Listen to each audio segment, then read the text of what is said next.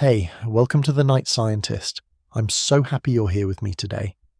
There's something truly magical about taking a moment to pause, breathe deeply, and let our minds wander into the vast mysteries that surround us every single day.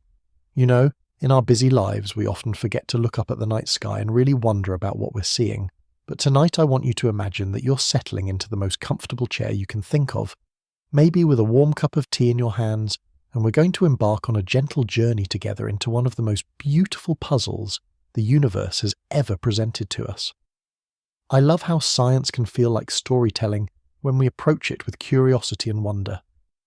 Every question we ask about our universe is like opening a door to a room we've never been in before, and today we're going to open a door that leads us to understanding something that might seem simple on the surface, but holds secrets that have puzzled brilliant minds for centuries.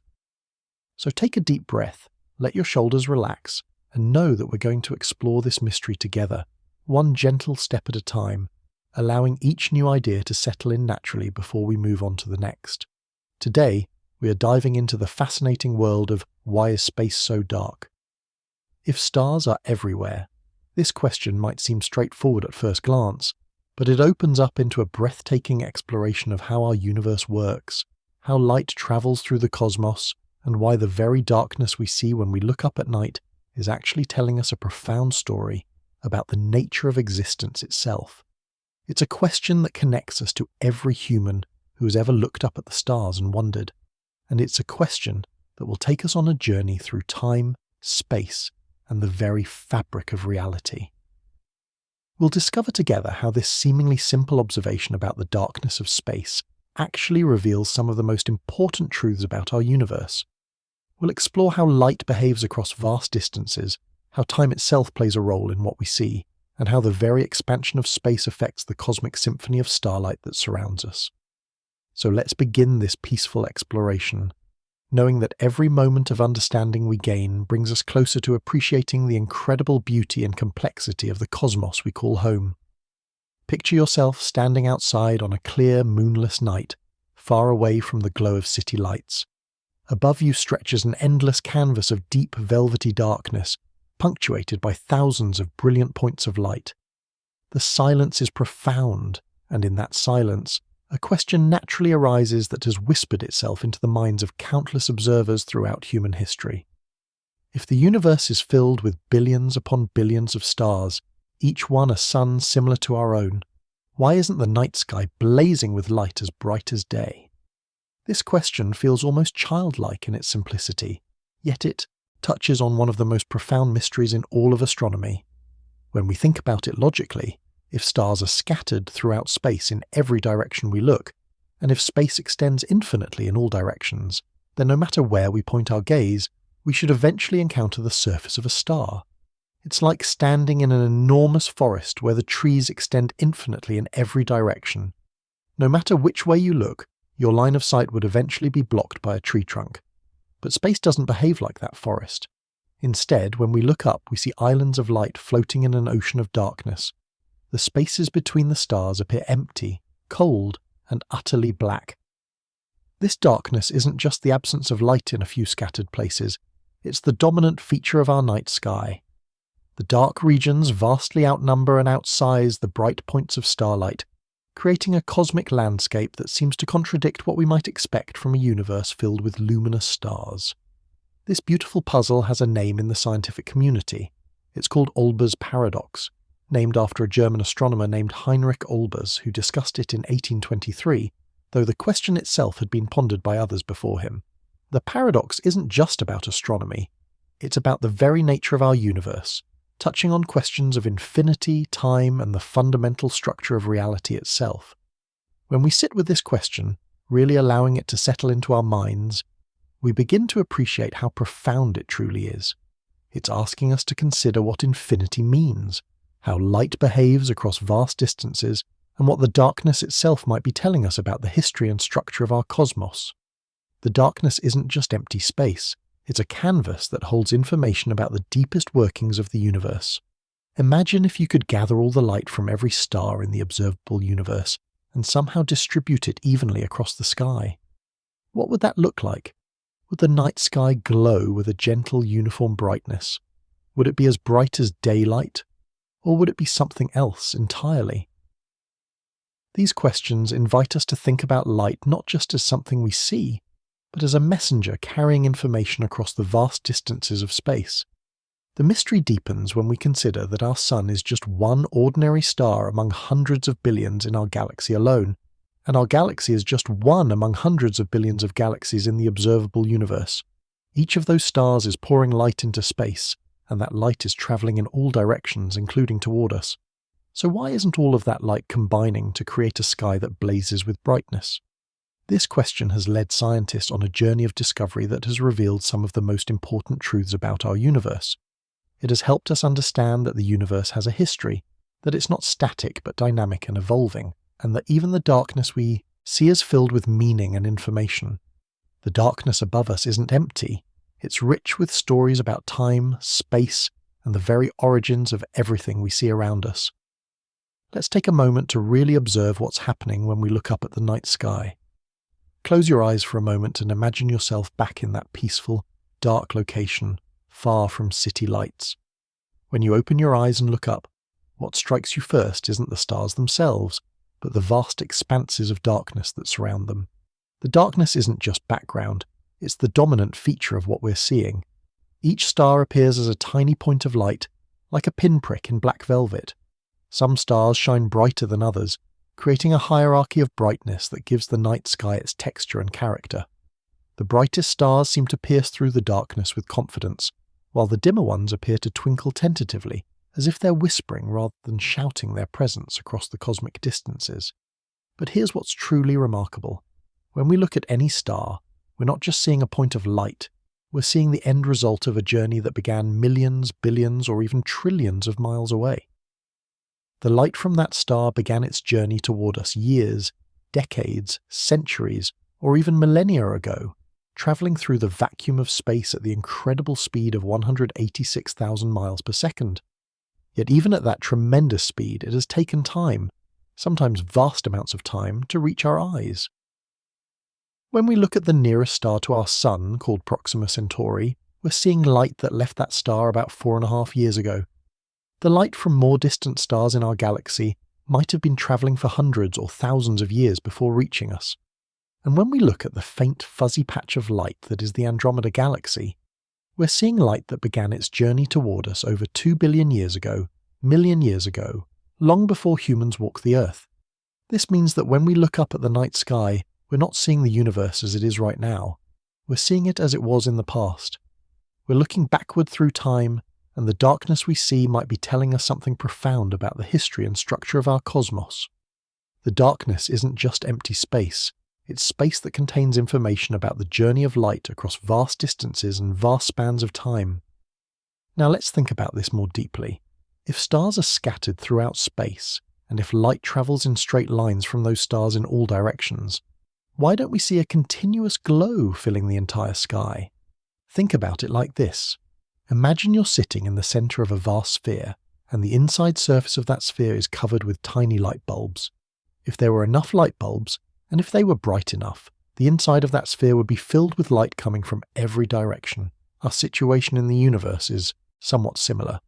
We're surrounded by stars in 3 dimensions, not just in the flat plane of our galaxy, but above and below it as well, and extending outward in all directions into the depths of space. Each of those stars is like a light bulb, sending light in all directions, including toward us. So why isn't the combined light from all those stellar light bulbs enough to illuminate the entire night sky? The answer to this question has puzzled astronomers for centuries, and it touches on some of the most fundamental aspects of how our universe works. It's not just about the number of stars or their brightness. It's about the nature of space itself, the behaviour of light over vast distances, and the deep structure of reality. When we observe the night sky carefully, we notice that the darkness between the stars isn't perfectly uniform. There are subtle variations in the darkness, regions where the black seems deeper and others where it appears slightly less intense. These variations are clues, like breadcrumbs on a trail, leading us toward a deeper understanding of why space appears the way it does. Some of the darkness we see is filled with clouds of gas and dust that block light from more distant stars. These cosmic clouds create dark patches and lanes across the sky, adding to the overall darkness we observe. But even in regions where there are no obvious obstructions, where our view deep into space seems clear and unobstructed, the darkness persists. This suggests that the mystery of cosmic darkness goes deeper than simple obstruction. It's built into the very fabric of how our universe works. When we look up at the night sky and see those vast expanses of darkness between the stars, our minds naturally interpret this as emptiness. We think of space as a void, a vacuum, a place where nothing exists. But this interpretation, while understandable, is actually one of the most beautiful misconceptions we can have about the universe. The darkness we see isn't empty at all. It's full of information, history, and meaning. Let's imagine for a moment that we could see more than just visible light. Our eyes are sensitive to only a tiny sliver of the electromagnetic spectrum, the narrow range of wavelengths that we call visible light. But stars and other cosmic objects emit radiation across the entire electromagnetic spectrum, from radio waves to gamma rays. If we could see all of these forms of light, the night sky would look dramatically different. In radio waves, the sky glows with emission from our galaxy and distant galaxies. In infrared light, we can see the heat signatures of cosmic dust clouds and the warm glow of regions where new stars are forming. In X-rays, we can detect the high-energy radiation from black holes and neutron stars. In gamma rays, we can observe some of the most violent and energetic events in the universe. Each of these different forms of light reveals a different aspect of the cosmos, showing us that what appears dark to our eyes is actually alive with activity. But even in visible light, the darkness isn't truly empty. It's filled with photons, particles of light, that are travelling through space from distant sources. Some of these photons are from stars so far away that their light is too faint for our eyes to detect individually. Others are from galaxies so distant that their light has been stretched and weakened by the expansion of space itself. Still others are from cosmic events that occurred long ago, their light only now reaching us after journeys that span millions or billions of years. The darkness is also filled with something even more mysterious: dark matter and dark energy. These invisible components make up about 95% of the universe, yet they don't interact with light in ways that we can easily detect. They're there, influencing the behavior of galaxies and the expansion of space itself, but they remain hidden from our direct observation. When we look up at the night sky, we're seeing only about 5% of what's actually out there. This realization completely transforms how we think about the darkness of space. Instead of seeing it as emptiness, we can begin to appreciate it as fullness, a richness that exists beyond our direct perception. The darkness isn't the absence of light. It's the presence of light that we can't see, matter that we can't detect, and energy that we can't directly observe. Now let's think about the light that we can see. Every photon of starlight that reaches our eyes has travelled through this seemingly empty space, carrying with it information about its source. The light from a distant star tells us about the star's temperature, its chemical composition, its age, and its motion through space. The light has been travelling for years, decades, or centuries, maintaining its integrity as it journeys through the cosmic darkness. But here's something remarkable. As light travels through space, it can be affected by the space itself. The expansion of the universe stretches the wavelengths of light, causing distant light sources to appear redder than they actually are. This effect, called redshift, means that some of the light from very distant stars and galaxies is shifted so far toward the red end of the spectrum that it becomes invisible to our eyes, contributing to the darkness we observe. The darkness between the stars is also filled with the cosmic microwave background, the afterglow of the Big Bang itself. This faint radiation permeates all of space, but it's so cool and faint that it's invisible to our eyes. It exists in the microwave portion of the electromagnetic spectrum, and it tells us about the state of the universe when it was only about 380,000 years old. Even in the darkest regions of the night sky, this ancient light is there, carrying information about the birth of our cosmos. When we understand that the darkness of space is filled with invisible light, hidden matter, and ancient radiation, we begin to see that the night sky is far more complex and beautiful than it first appears. The darkness isn't empty. It's a rich tapestry of phenomena that exist beyond our direct perception. waiting to be discovered and understood through the tools of science and the power of human curiosity. Throughout human history, people have looked up at the night sky and wondered about the darkness between the stars. This question is as old as human consciousness itself, arising naturally from our deep need to understand the world around us. Long before we had telescopes or scientific instruments, our ancestors noticed this fundamental puzzle and tried to make sense of it using the knowledge and tools available to them. Ancient civilizations developed elaborate mythologies to explain the structure of the night sky. They saw the darkness as a great cosmic ocean, or as a solid dome punctured by holes through which divine light could shine. Some cultures imagined the darkness as a vast tent or canopy, with the stars as ornaments or campfires scattered across its surface. These early explanations were beautiful and meaningful, reflecting humanity's deep desire to find patterns and meaning in the cosmos. But as human knowledge grew, so did the sophistication of our questions. By the time of the ancient Greeks, philosophers and astronomers were beginning to think about the universe in more systematic ways. They wondered whether the stars were all at the same distance from Earth, or whether some might be farther away than others. They asked whether the universe was finite or infinite, and what that might mean for the appearance of the night sky. One of the most profound questions that emerged from this early thinking was whether the universe was eternal and unchanging, or whether it had a beginning and was evolving over time. This question would turn out to be central to understanding why space appears dark, though it would take centuries of scientific development before we could begin to answer it properly. In the medieval period, scholars in both the Islamic world and Christian Europe continued to grapple with these cosmic questions. They developed sophisticated mathematical models to describe the motions of the planets and stars, and they began to think more carefully about the nature of light and how it travels through space. Some of these thinkers began to suspect that the darkness of the night sky might be telling us something important about the structure and history of the universe. The question took on new urgency during the scientific revolution of the 16th and 17th centuries. As astronomers like Galileo began using telescopes to observe the night sky, they discovered that the universe was far more complex and vast than anyone had previously imagined. The Milky Way, which appears as a faint band of light across the night sky, was revealed to be composed of countless individual stars. This discovery raised new questions. If our galaxy contains so many stars, why doesn't their combined light make the night sky much brighter? By the 18th century, astronomers were beginning to realize that the universe might be much larger than they had previously thought. William Herschel, the discoverer of Uranus, spent years carefully mapping the distribution of stars in our galaxy and speculating about the existence of other galaxies beyond our own. As the scale of the universe grew in human understanding, the darkness paradox became even more puzzling. It was in this context that Heinrich Olbers formulated his famous paradox in 1823. Olbers was not the first person to think about this question. Earlier astronomers and philosophers had wondered about it too, but he was the first to state it clearly and to recognize its profound implications for our understanding of the universe. His formulation of the paradox was elegant and troubling.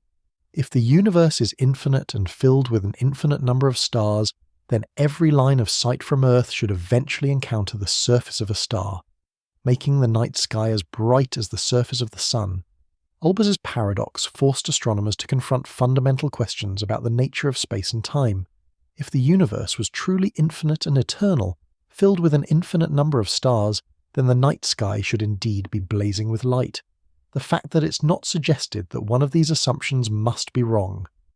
Either the universe is not infinite, or it's not eternal, or it's not uniformly filled with stars, or there's something else going on that we don't understand. This paradox would remain unsolved for over a century, driving astronomers to make increasingly sophisticated observations and to develop new theories about the nature of space and time. The question of cosmic darkness became a key puzzle piece in the grand project of understanding our universe, connecting to discoveries about the expansion of space, the age of the universe, and the nature of light itself. What makes this historical journey so beautiful is how it shows the continuity of human curiosity.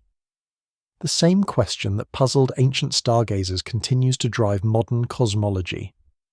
The darkness above us has always been there, patient and mysterious, waiting for us to develop the tools and concepts necessary to understand its message. Each generation of thinkers has added new pieces to the puzzle, building toward our current understanding while revealing new depths of mystery that still await exploration. In the quiet German town of Bremen, during the early 1800s, there lived a physician named Heinrich Wilhelm Olbers who spent his evenings gazing up at the star-filled sky. By day, he tended to patients and delivered babies, but when darkness fell, he transformed into something quite different, an astronomer, whose curiosity would eventually shake the very foundations of how we understand our universe. Picture Heinrich on a particularly clear night in 1823, standing in his backyard observatory. A modest dome he had built himself. The telescope before him wasn't the most sophisticated instrument of its time, but it was his, and through it, he had already made remarkable discoveries. He had found 2 asteroids, Pallas and Vesta, adding to humanity's growing catalog of celestial objects. But tonight, something else occupied his mind, something that would prove far more profound than any single discovery. As Heinrich adjusted his telescope and swept it across the heavens, counting stars and noting their positions, a troubling thought began to crystallize in his mind. He had been thinking about this for months, perhaps years, but tonight the question seemed to demand an answer with unusual urgency. If the universe truly stretched infinitely in all directions, as many of his contemporaries believed, and if it was filled with stars distributed more or less evenly throughout space, then why wasn't the night sky blazing with light? This wasn't just idle curiosity. Heinrich understood mathematics, and he could see the logical implications of an infinite universe filled with stars. Imagine, he thought, drawing a sphere around Earth and counting all the stars within it. Now imagine drawing a larger sphere, twice the radius. This larger sphere would contain 8 times the volume, and therefore roughly 8 times as many stars. But here's the crucial insight that made Heinrich's pulse quicken. Those stars in the outer sphere would be twice as far away. So each individual star would appear 4 times dimmer due to the inverse square law of light. But, and this was the but that would echo through astronomy for generations, there would be 8 times as many stars, each contributing 1/4 the light. 8 times 1/4 equals 2. So the outer sphere would contribute twice as much total light as the inner sphere.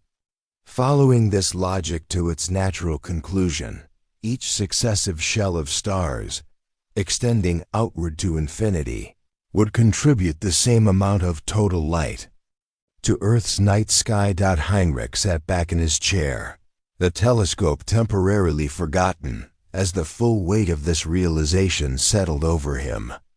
If the universe were infinite and uniformly filled with stars, then there should be an infinite number of these shells, each contributing the same amount of light. The night sky should be blazing with the combined light of infinite stars. It should be as bright as the surface of the sun itself. Yet when he looked up, he saw darkness punctuated by points of light, not the brilliant, uniform glow that his calculations predicted. This contradiction between mathematical logic and observable reality would come to be known as Olbers Paradox, though Heinrich himself was surprisingly modest about his contribution to this cosmic puzzle. In fact, Heinrich wasn't the first person to stumble upon this particular mystery. The question had been raised before by astronomers and natural philosophers who had wrestled with similar thoughts. But Heinrich was the one who articulated it most clearly, who performed the mathematical analysis that laid bare the full scope of the problem, and whose name would forever be associated with this fundamental challenge to our understanding of the universe. What made Heinrich's approach so compelling was his systematic way of thinking about the problem. He didn't just notice that the night sky was dark. He worked through the mathematics to show exactly why this darkness was so puzzling. He considered the possibility that dust between the stars might be absorbing the light, dimming the distant stars enough to resolve the paradox. This was a reasonable suggestion after all. When you look through a foggy night, distant streetlights appear dimmer than nearby ones due to the obscuring effects of water droplets in the air. But Heinrich's mathematical mind quickly identified the flaw in this dust absorption theory. If dust were absorbing all this starlight, the dust would gradually heat up over time. Eventually, it would become so hot that it would glow just as brightly as the stars themselves, simply re-radiating all the energy it had absorbed. The darkness would return, but only temporarily. Given enough time and an infinite universe, there was presumably infinite time, the dust would reach thermal equilibrium with the stars and begin glowing, bringing us right back to the original paradox. So Heinrich found himself back where he started, staring up at a sky that should have been blazing with light, but instead showed him the gentle, familiar darkness that had captivated humans since the beginning of time. He had identified a problem that seemed to strike at the heart of our most basic assumptions about the universe, and he had shown that the obvious solutions didn't work. What Heinrich didn't know, what he couldn't have known, was that his simple question about the darkness of night would eventually lead to some of the most profound discoveries in all of science. His paradox was like a tiny crack in the foundation of 19th century astronomy, and as the decades passed, that crack would widen until it brought down entire edifices of thought and forced astronomers to rebuild their understanding of the cosmos from the ground up. As word of Olbers Paradox spread through the astronomical community of the 19th century, it created a sense of unease that rippled through observatories and scientific societies across Europe. Here was a simple question that any child might ask: why is the night sky dark? But it had implications that seemed to threaten the very foundations of how scientists thought about the universe. For most of human history, the universe had been conceived as something static and eternal. The stars were fixed points of light that wheeled predictably across the sky, following patterns that had remained unchanged since the beginning of recorded history. This sense of cosmic permanence was deeply comforting. It suggested that the universe was stable, reliable, and ultimately comprehensible.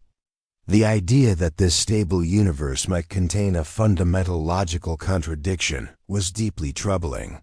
Imagine the scientific community of the 1800s as a group of skilled craftsmen who had spent generations building an intricate and beautiful clockwork model of the universe. Every gear machined perfectly, every spring was calibrated just right, and the whole mechanism ticked along with satisfying precision. Then Heinrich Olbers came along and pointed out that, according to the very principles on which the clockwork was based, the entire mechanism should have burst into flames long ago. The initial response was to look for flaws in Heinrich's reasoning, or to propose modifications to the clockwork that might resolve the contradiction without requiring a complete rebuild. Some astronomers suggested that perhaps stars weren't distributed uniformly throughout space. Maybe they clustered together in certain regions, leaving vast empty spaces between the clusters. If this were true, then the mathematical logic of Olbers' paradox might not apply. This clustering hypothesis was actually quite prescient. We now know that stars do indeed cluster into galaxies, and galaxies cluster into groups and superclusters, with enormous voids between them. But even this more sophisticated picture of cosmic structure doesn't fully resolve Olbers' paradox. If you consider large enough scales, the universe does appear to be roughly uniform in its distribution of matter, and the basic logic of the Paradox still applies. Another proposed solution involved the age of the universe. Perhaps, some astronomers suggested, the universe hadn't existed long enough for light from the most distant stars to reach us. This idea was remarkably forward-thinking for its time, anticipating concepts that wouldn't be fully developed until the 20th century. If the universe had a finite age, then light from stars beyond a certain distance simply wouldn't have had time to complete its journey to Earth. To understand why this matters, imagine yourself in the center of a vast, dark concert hall, and people around you start lighting candles one by one. Initially, you see only the candles closest to you. As time passes, the light from more distant candles reaches your eyes, and the overall brightness of the hall increases. But if the hall is large enough and the candles started being lit recently enough, there will still be regions so far away that their light hasn't reached you yet. The hall will remain partly dark, not because there aren't candles in the distance, but because those candles' light hasn't had time to travel to your location. This analogy captures something crucial about Olbers Paradox. The question isn't just about the distribution of stars in space. It's also about the history of those stars over time.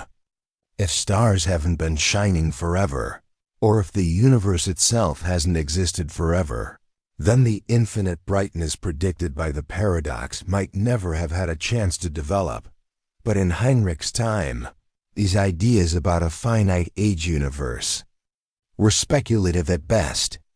The dominant scientific worldview held that the universe was eternal and unchanging.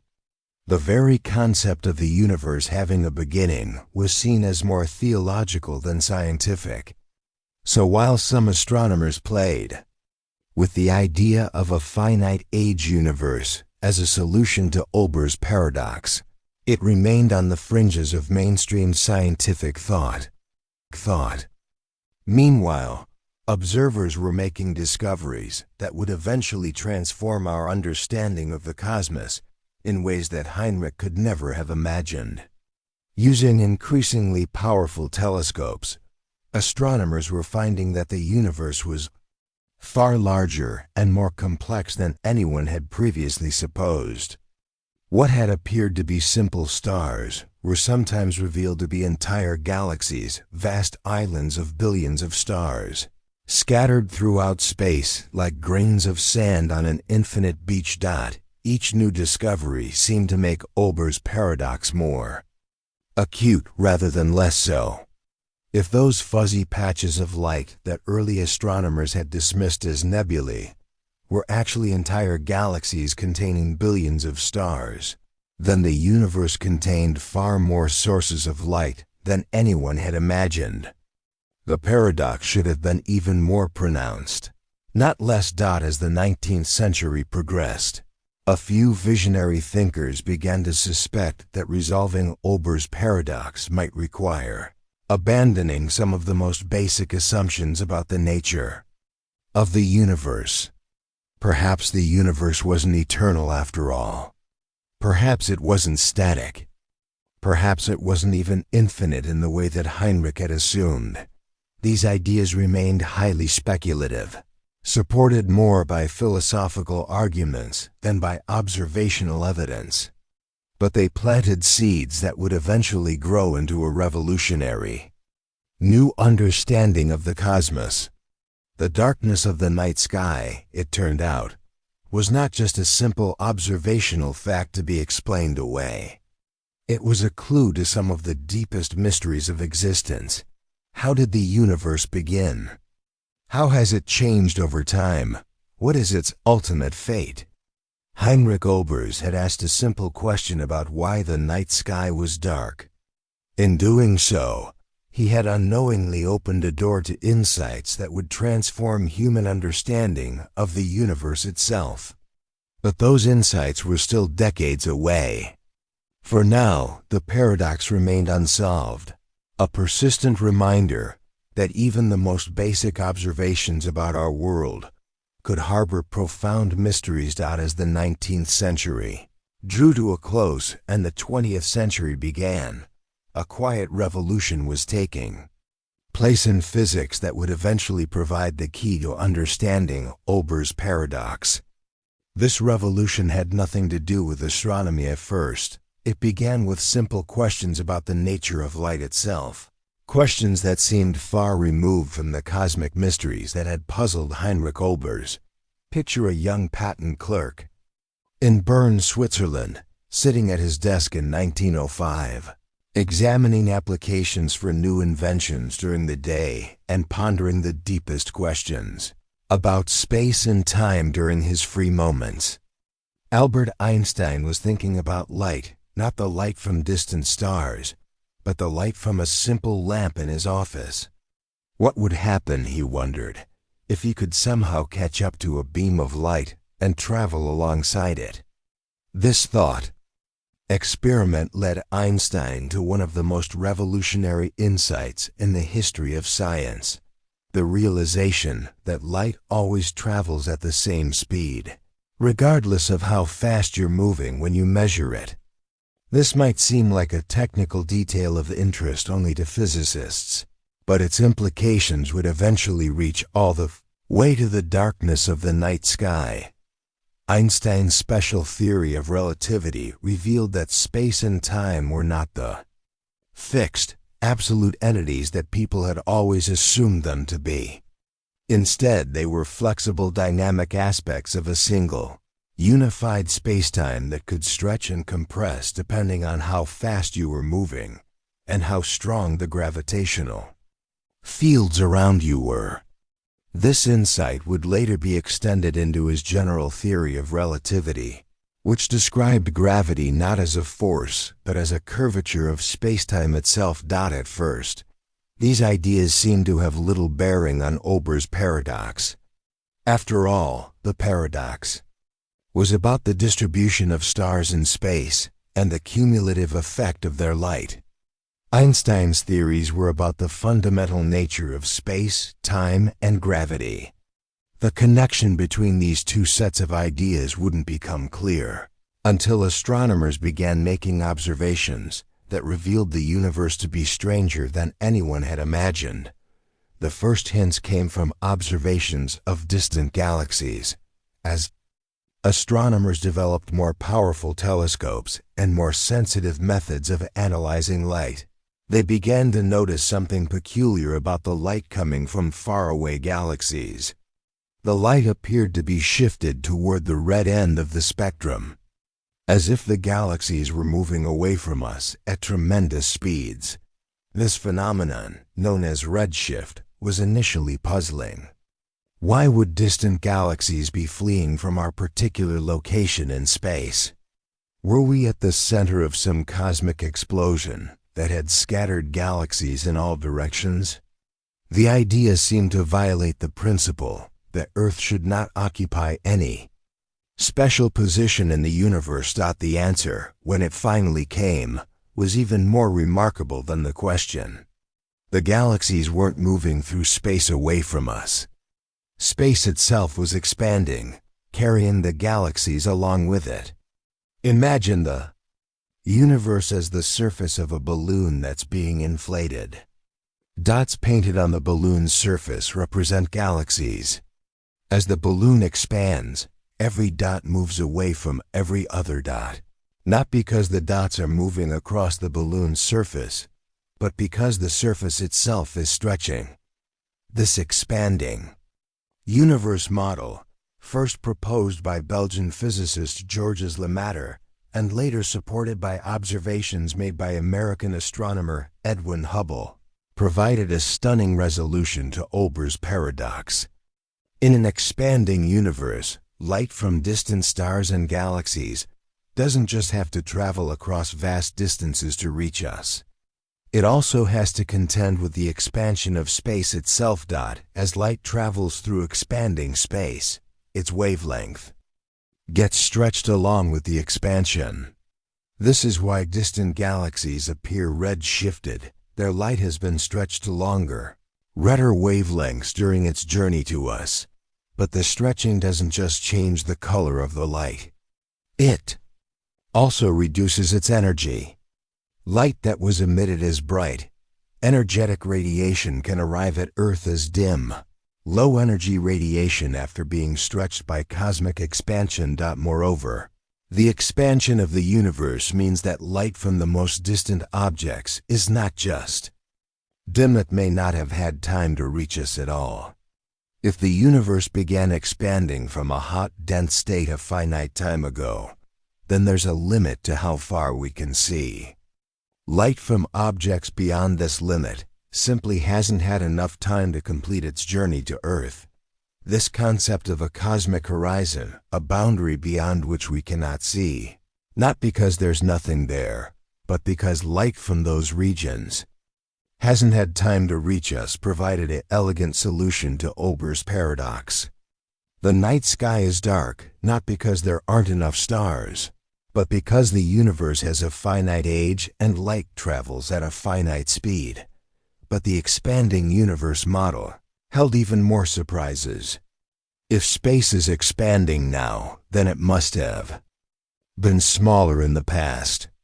Following this logic backward in time, astronomers realized that the entire observable universe must have been compressed into an incredibly hot, dense state in the distant past.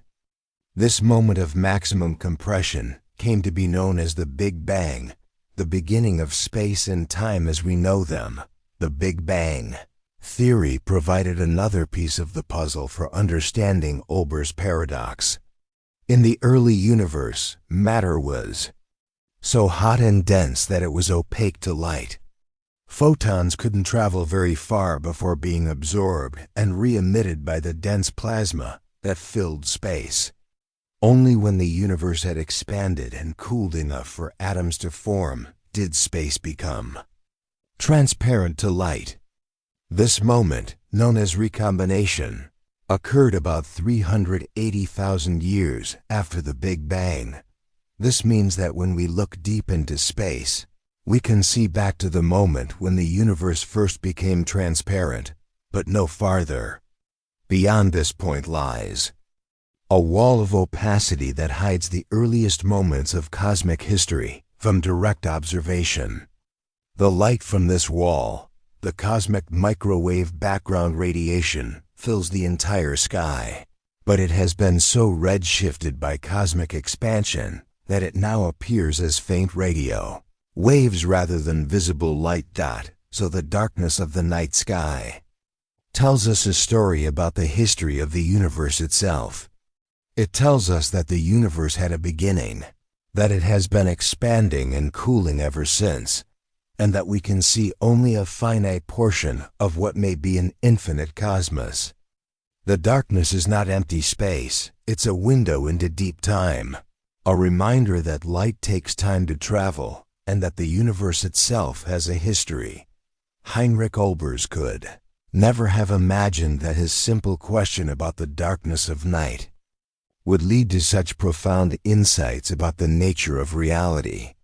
But that's often how science works. A seemingly simple observation, when examined carefully, can reveal layers of complexity and beauty that transform our understanding of the world around us. Picture yourself standing in a vast library where countless books line every shelf, their pages filled with the most brilliant stories ever written. Now imagine that between you and these books, there hangs a delicate, almost invisible mist. This mist doesn't completely hide the books, but it softens their edges, dims their colors, and makes the distant ones appear fainter than they truly are. This gentle analogy helps us understand one of the most important players in our cosmic mystery: cosmic dust. Dust. When we gaze up at the night sky, we're not looking through empty space. Instead, we're peering through what astronomers call the interstellar medium, a vast ocean of gas and dust that fills the spaces between stars. This cosmic dust isn't like the dust bunnies under your bed or the particles that dance in sunbeams streaming through your window. Instead, it's composed of tiny particles, most smaller than the wavelength of visible light, made from materials that tell the story of stellar death and rebirth. These dust grains are like microscopic storytellers, each one carrying within it the elements forged in the hearts of dying stars. When massive stars reach the end of their lives and explode in spectacular supernova, they don't just release energy into space. They also scatter the heavy elements they've created throughout their lifetimes: carbon, silicon, iron, and countless others, into the surrounding cosmos. These elements then condense in the cold depths of space, forming tiny solid particles that float through the galaxy like cosmic snow. The effect of this cosmic dust on starlight is both subtle and profound. When light from a distant star travels through space toward us, it encounters these tiny particles along its journey. Some of the light is absorbed by the dust, but more importantly for our story, much of it is scattered. This scattering doesn't affect all colors of light equally. Blue light, with its shorter wavelength, is scattered more than red light, which has a longer wavelength. This is why distant stars often appear redder than they actually are, and why the space between them appears darker. Think of it like looking at a mountain range on a hazy day. The closest mountains appear clear and detailed, with sharp edges and vibrant colors. But as your gaze moves to more distant peaks, they become progressively hazier, their colors muted, their details obscured. Eventually, the most distant mountains fade into the background sky, becoming nearly invisible even though you know they're there. This is exactly what happens to starlight as it travels through the dust-filled spaces of our galaxy. The amount of dust between stars might seem negligible at first glance. In most regions of space, you might find only a few dust particles in a volume the size of a large room. But remember, we're talking about vast cosmic distances.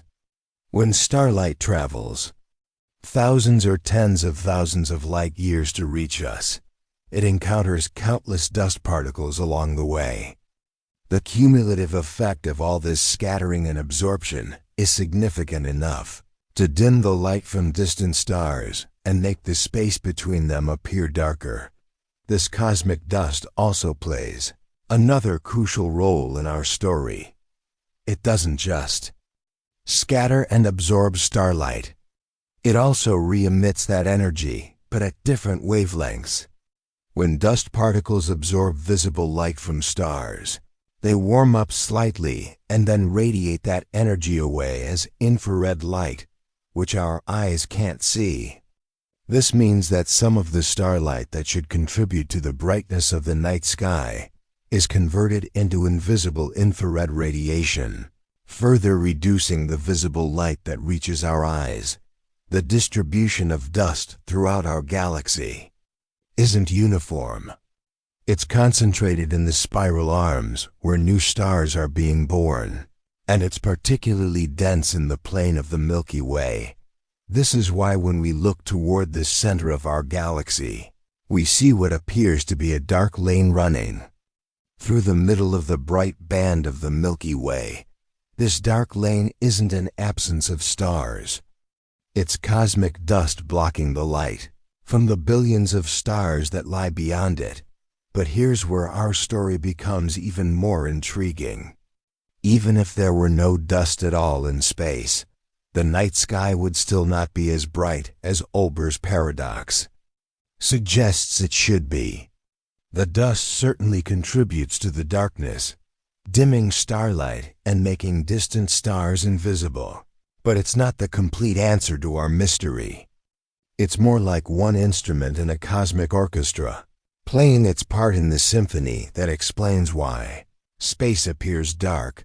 The dust also helps us understand something beautiful about the universe. It's not just an obstacle that blocks our view. It's also the raw material from which new stars and planets are born. In the densest regions of cosmic dust and gas, gravity slowly pulls particles together. Over millions of years, these accumulations grow larger and denser until they eventually collapse to form new stars. The planets that orbit these stars, including our own Earth, are built from the heavy elements contained in this cosmic dust dot. So when we look up at the dark spaces between stars, we're not seeing emptiness. We're seeing the hidden architecture of the galaxy, the scaffolding of dust and gas that connects all stars in a vast invisible web. This dust has been there since the early days of our galaxy, accumulating over billions of years as generations of stars lived, died, and scattered their contents into space.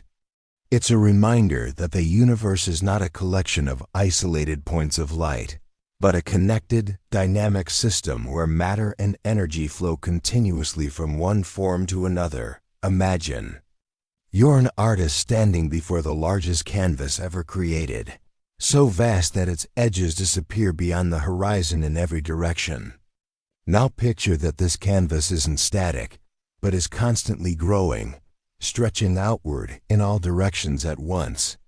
As it expands, everything painted on its surface, every star, every galaxy, every brushstroke of cosmic matter moves farther, apart from everything else. This is perhaps the most revolutionary concept in our understanding of why space appears dark, and it fundamentally changed how we think about the universe itself. For most of human history, people believed that the universe was static and unchanging on the largest scales.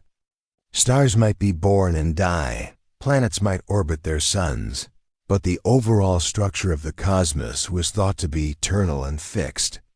This assumption was so deeply ingrained in human thinking that even Albert Einstein, when he developed his theories of relativity in the early 20th century, included a mathematical term called the cosmological constant, specifically to keep the universe from expanding or contracting in his equations. But the universe had other plans. In the 1920s, an astronomer named Edwin Hubble made observations that would forever change our understanding of the cosmos. Using the powerful telescopes of his time, Hubble studied distant galaxies and made a startling discovery. These galaxies weren't just sitting there motionless in space. They were moving away from us, and the farther away they were, the faster they seemed to be receding. At first, this might seem to suggest that Earth sits at the center of the universe, with everything else rushing away from us. But that's not what's happening at all. Instead, space itself is expanding, carrying galaxies along with it like raisins in a rising loaf of bread. As the bread dough expands, each raisin moves away from every other raisin, even though none of the raisins are actually moving through the dough. In the same way, galaxies are carried apart by the expansion of space itself. This expansion has profound implications for our cosmic mystery. When we look out into space, we're not just looking across distance. We're also looking back in time. The light from distant stars and galaxies takes time to reach us, so we see them as they were when that light began its journey. The farther away an object is, the longer its light has been traveling, and the further back in time we're seeing it. Now here's where the expanding universe comes into play. As space expands, it stretches the wavelengths of light traveling through it.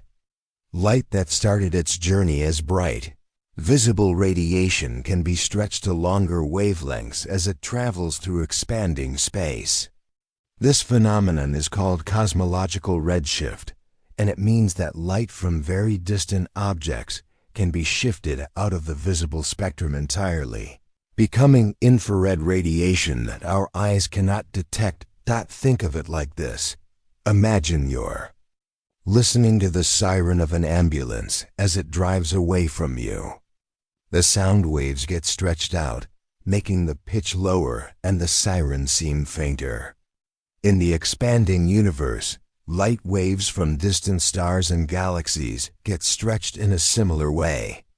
The stretching is so gradual and subtle that we don't notice it for nearby objects, but for the most distant galaxies, the effect is dramatic. Their light can be stretched so much that what started as brilliant visible light arrives at Earth as invisible infrared radiation. This means that many of the stars and galaxies that should be contributing to the brightness of the night sky are effectively invisible to our eyes. Their light is still there, still traveling through space, but it has been stretched beyond our ability to see it. It's as if the universe has its own dimmer switch, gradually reducing the visible light from the most distant objects as space continues to expand.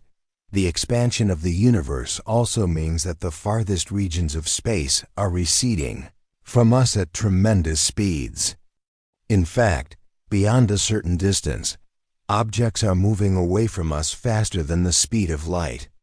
This doesn't violate Einstein's rule that nothing can travel through space faster than light, because these objects aren't actually moving through space at such speeds.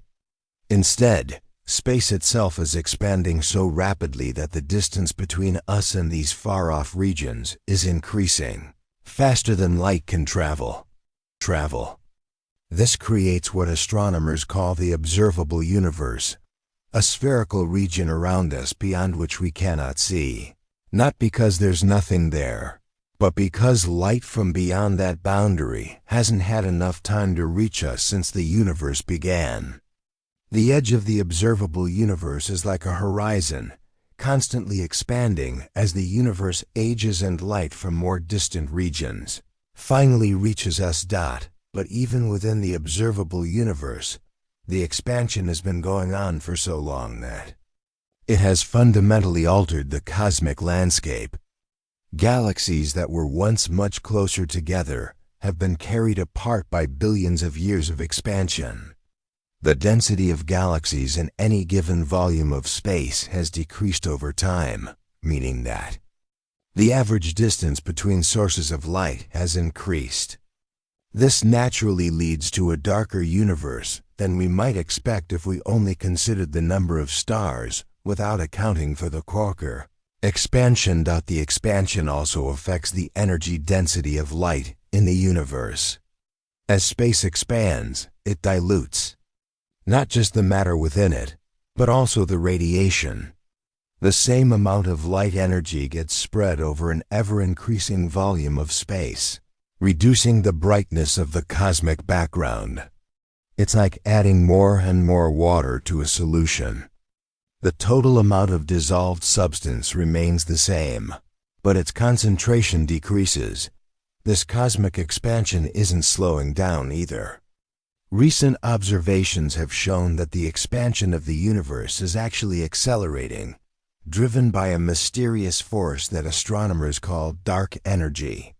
This acceleration means that galaxies are not only moving apart, but they're moving apart at an ever-increasing rate. The universe of the future will be even more spread out, even darker than the one we see today. Understanding the expanding universe helps us realize that the cosmos is not a static stage upon which cosmic dramas play out, but rather a dynamic, evolving entity that shapes the very nature of space, time, and light. The darkness of the night sky is in part a direct consequence of this grand cosmic expansion, a visible reminder that we live in a universe that is constantly changing, constantly growing, constantly writing new chapters in its own story. Let's take a moment to dive deeper into one of the most beautiful and crucial concepts in our cosmic story, the phenomena of redshift. Imagine you're sitting by a calm lake on a peaceful morning, watching the gentle ripples spread across the water's surface. Now picture that the entire lake is slowly expanding, growing larger in all directions. As this happens, those ripples would be stretched out, their wavelengths becoming longer, their frequency decreasing. This is essentially what happens to Light in our expanding universe, and it's one of the key reasons why space appears darker than we might expect. To truly understand redshift, we need to think about light as a wave. Just like sound waves or water waves, light has a wavelength, the distance between one peak of the wave and the next. Different wavelengths of light correspond to different colors that our eyes can perceive. The shortest wavelengths appear blue or violet, medium wavelengths appear green or yellow, and the longest wavelengths appear red. Beyond red, there are even longer wavelengths of infrared radiation that our eyes cannot see at all.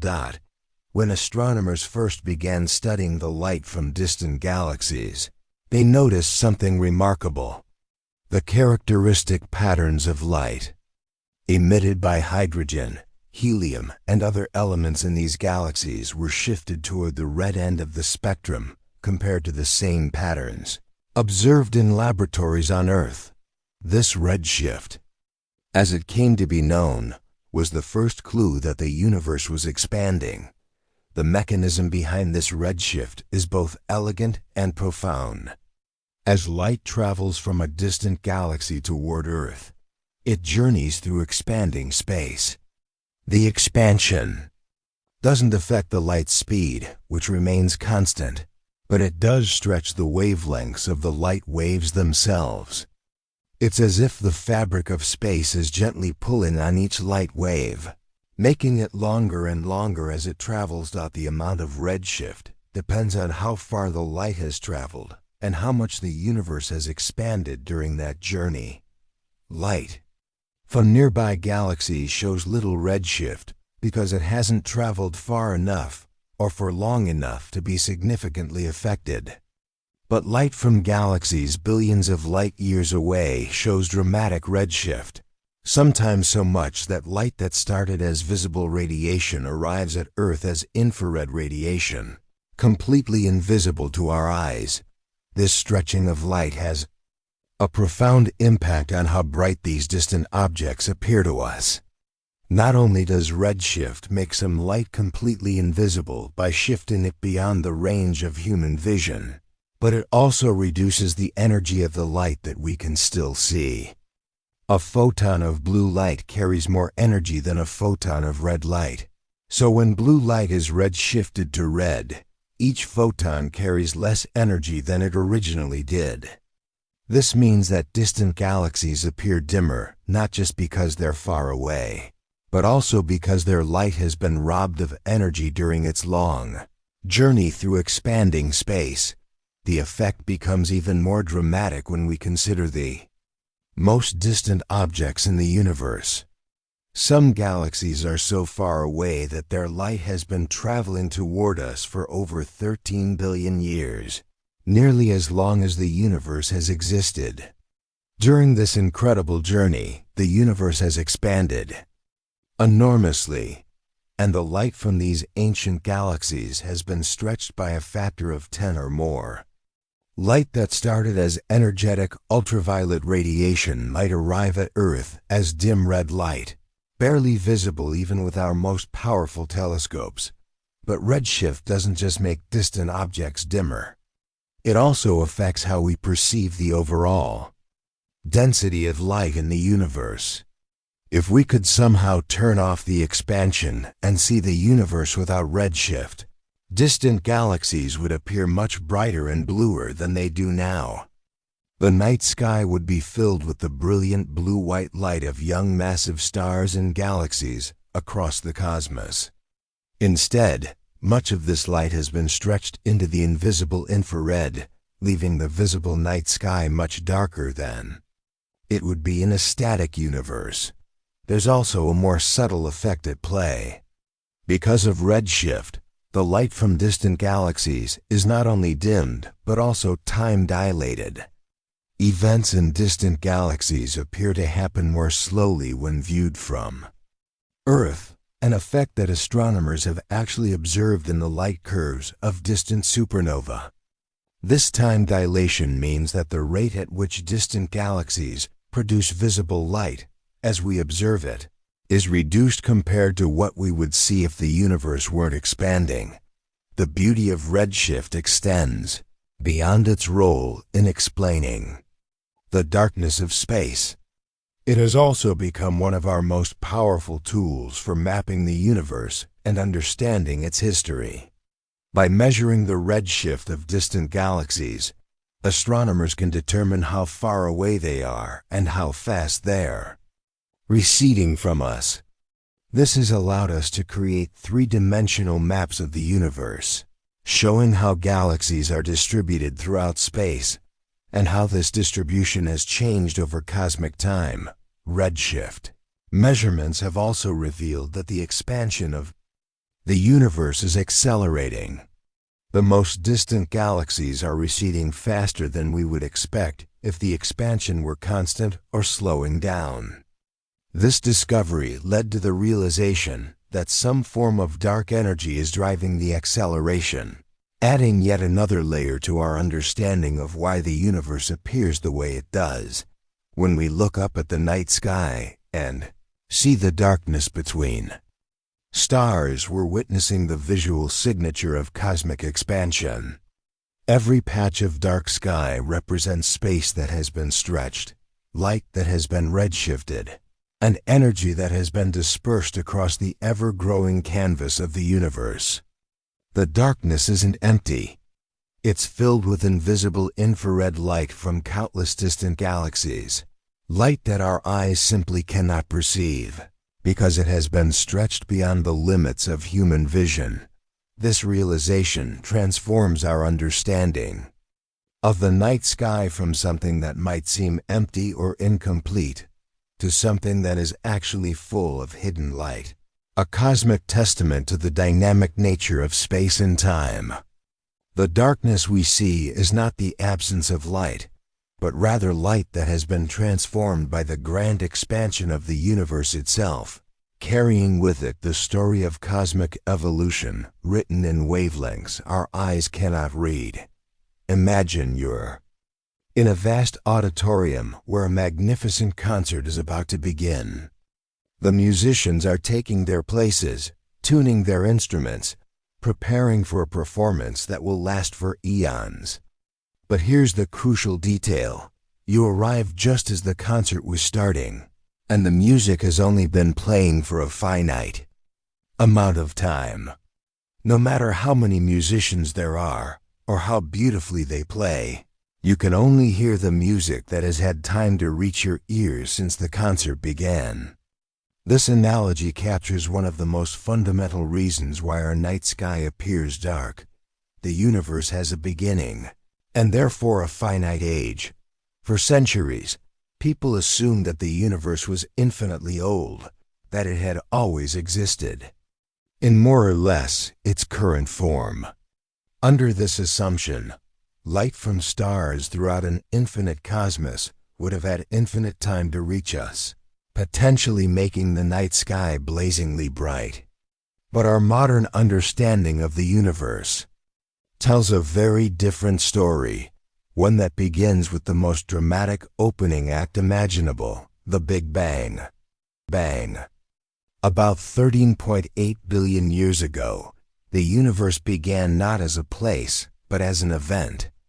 Everything we see around us, all matter, all energy, space itself, and even time emerged from an incredibly hot, dense state and began expanding rapidly. This wasn't an explosion that happened somewhere in space.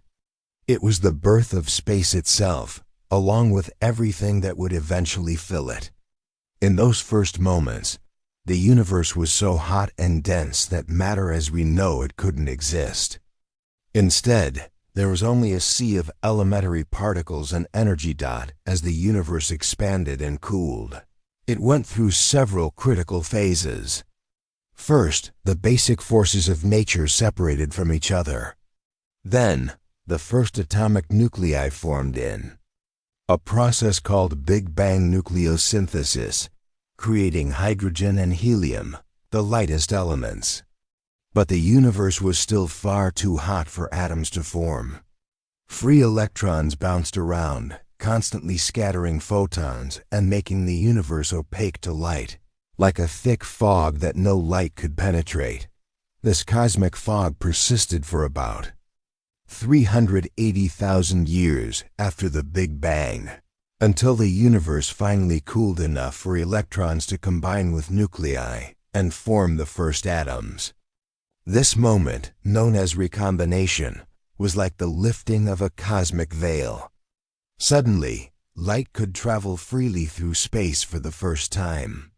The radiation from this era still fills the universe today as the cosmic microwave background, a faint afterglow of creation that we can detect with sensitive instruments. But even after recombination, the universe remained dark for a long time. There were no stars yet, no galaxies, just vast clouds of hydrogen and helium drifting through the expanding cosmos.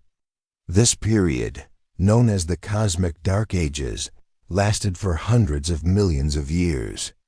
During this time, gravity slowly pulled the primordial gas into denser and denser clumps, setting the stage for the first stars to form.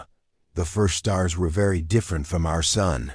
They were massive, brilliant, and short-lived, burning through their nuclear fuel in just a few million years before exploding as supernova.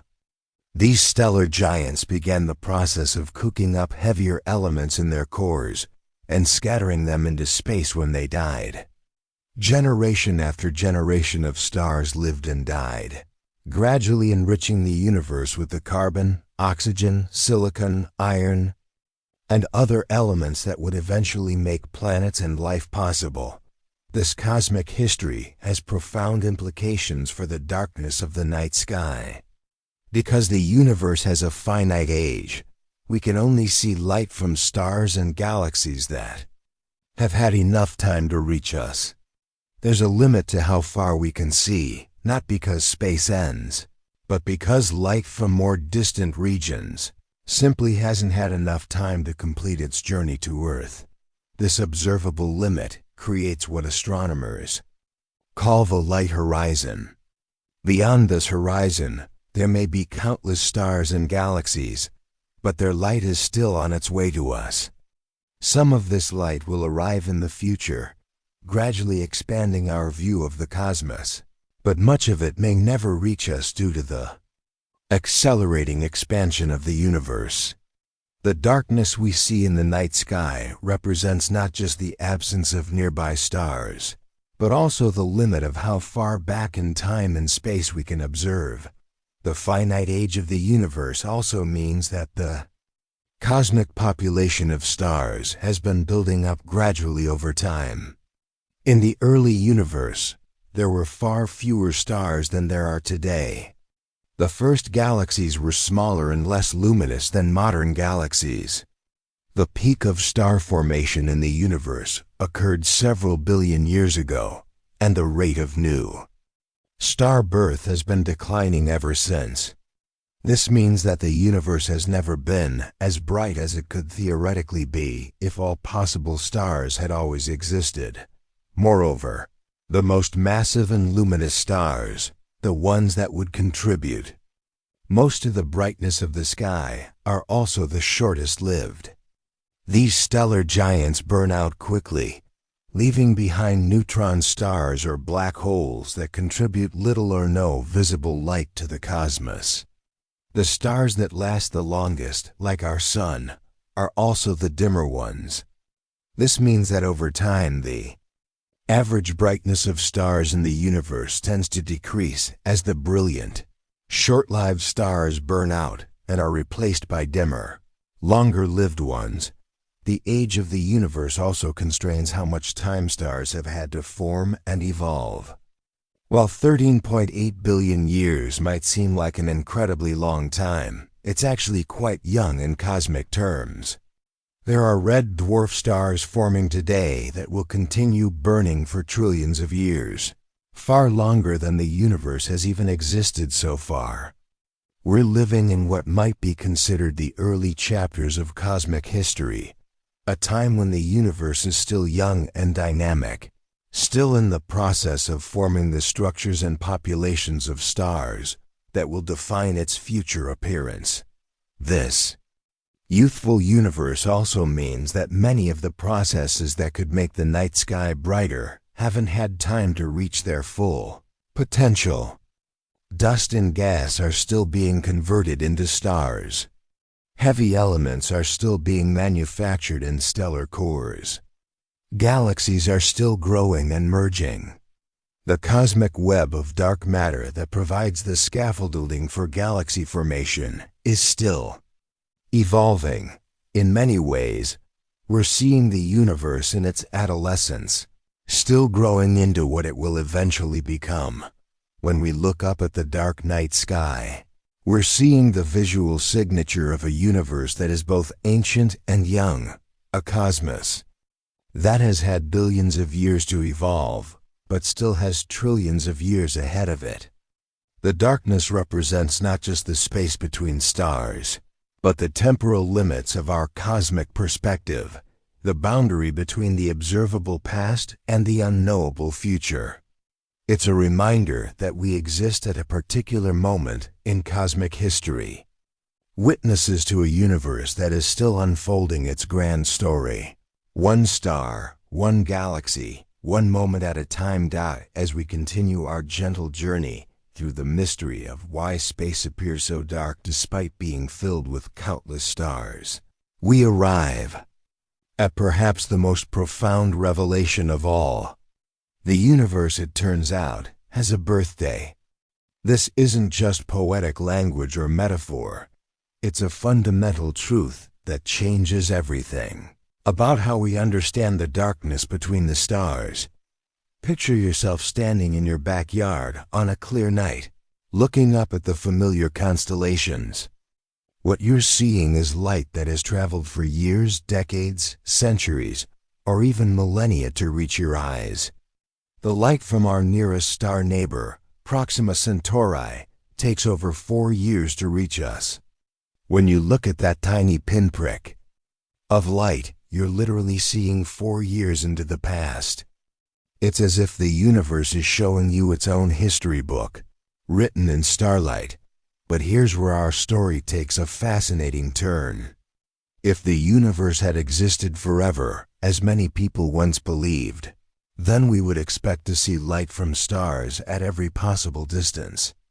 No matter how far away a star might be, if the universe were infinitely old, that star's light would have had enough time to travel across space and reach us. The night sky would be absolutely blazing with light from every direction, making nighttime as bright as day. The fact that this doesn't happen, that we see darkness between the stars, tells us something remarkable about our universe. It whispers to us that the cosmos hasn't been around forever. There was a beginning, a moment when time itself started ticking.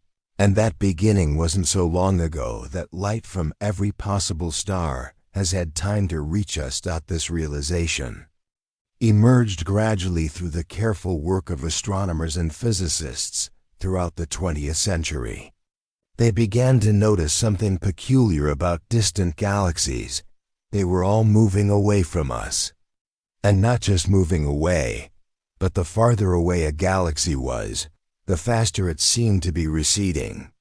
It was as if the entire universe were expanding, stretching like a balloon being inflated. Imagine you're watching a film of this cosmic expansion, but someone hits the rewind button. As you watch the movie play backward, you see all those galaxies rushing back toward each other, getting closer and closer together. If you kept rewinding far enough, you'd reach a point where everything in the universe, all matter, all energy, all space itself, was compressed into an unimaginably tiny, incredibly dense point. This moment, this cosmic beginning, is what we now call the Big Bang. The name Big Bang might conjure images of a massive explosion, but that's not quite right. It wasn't an explosion in space. It was the beginning of space itself. Time didn't exist before this moment, because there was no before. It's a concept that challenges our everyday understanding of causation and existence, like trying to imagine what's north of the North Pole. Scientists have calculated that this cosmic birthday occurred approximately 13.8 billion years ago. In cosmic terms, that might seem like an eternity, but it's actually quite young compared to what an infinite universe would be. This finite age of the universe provides the first major piece of our puzzle about why space appears dark. Think of it this way: light travels incredibly fast, but it doesn't travel infinitely fast. Light moves at about 186,000 miles per second, which seems almost instantaneous to us here on Earth. But when we're talking about cosmic distances, even light speed becomes a limiting factor. The farthest objects we can possibly see are those whose light has been traveling toward us since the beginning of the universe, about 13.8 billion years. This creates what astronomers call the observable universe, a sphere around us with a radius of about 13.8 billion light years. Beyond this boundary, there might be more stars, more galaxies, more wonders than we can imagine, but their light simply hasn't had enough time to reach us yet. It's still traveling through space, perhaps destined to arrive at Earth billions of years in the future, long after our sun has died and our planet has become cold and lifeless. So, when we look up at the night sky and see darkness between the stars, we're not seeing empty space. We're seeing the youth of our universe.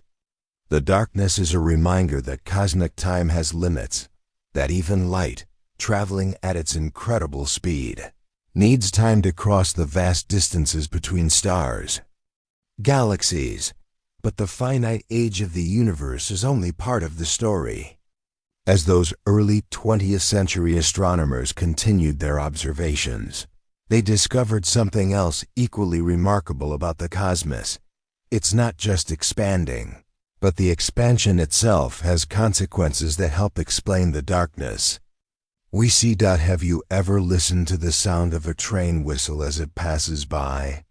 You've probably noticed how the pitch changes, starting high as the train approaches, then dropping to a lower note as it moves away.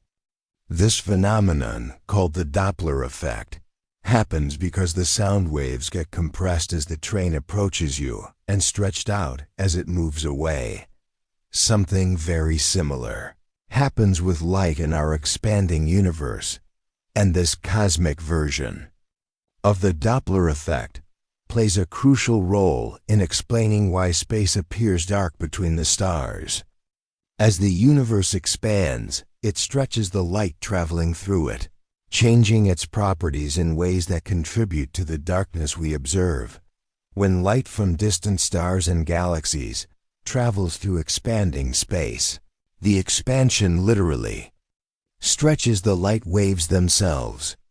Just as the train whistle's sound waves get stretched and lowered in pitch, the light waves get stretched and shifted toward longer wavelengths.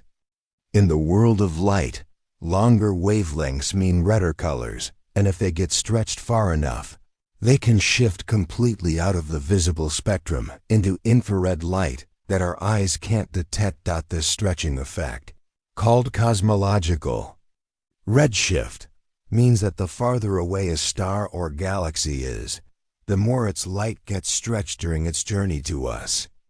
The most distant objects we can observe have had their light stretched so dramatically that what started as brilliant blue or white starlight has been shifted into infrared or even radio waves by the time it reaches Earth.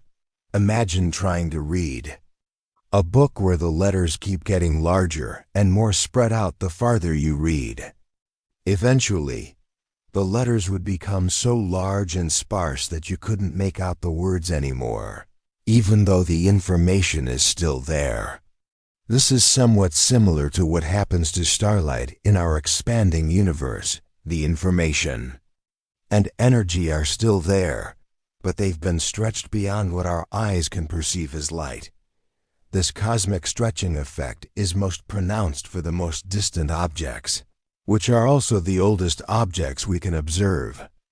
Remember, when we look out into space, we're looking back in time. The light from the most distant galaxies has been traveling toward us for billions of years. And during that entire journey, the universe has been expanding and stretching that light. But there's another aspect of this expansion that contributes to the darkness between stars. As the universe expands, it's not just stretching the light, it's also spreading the light out over a larger area. Think of a flashlight beam spreading out as it travels farther from its source. The same amount of light energy is there, but it's spread over a much larger area, making it dimmer. In our expanding universe, this effect is even more dramatic. As space itself expands, it carries the light with it, spreading it out and diluting its intensity.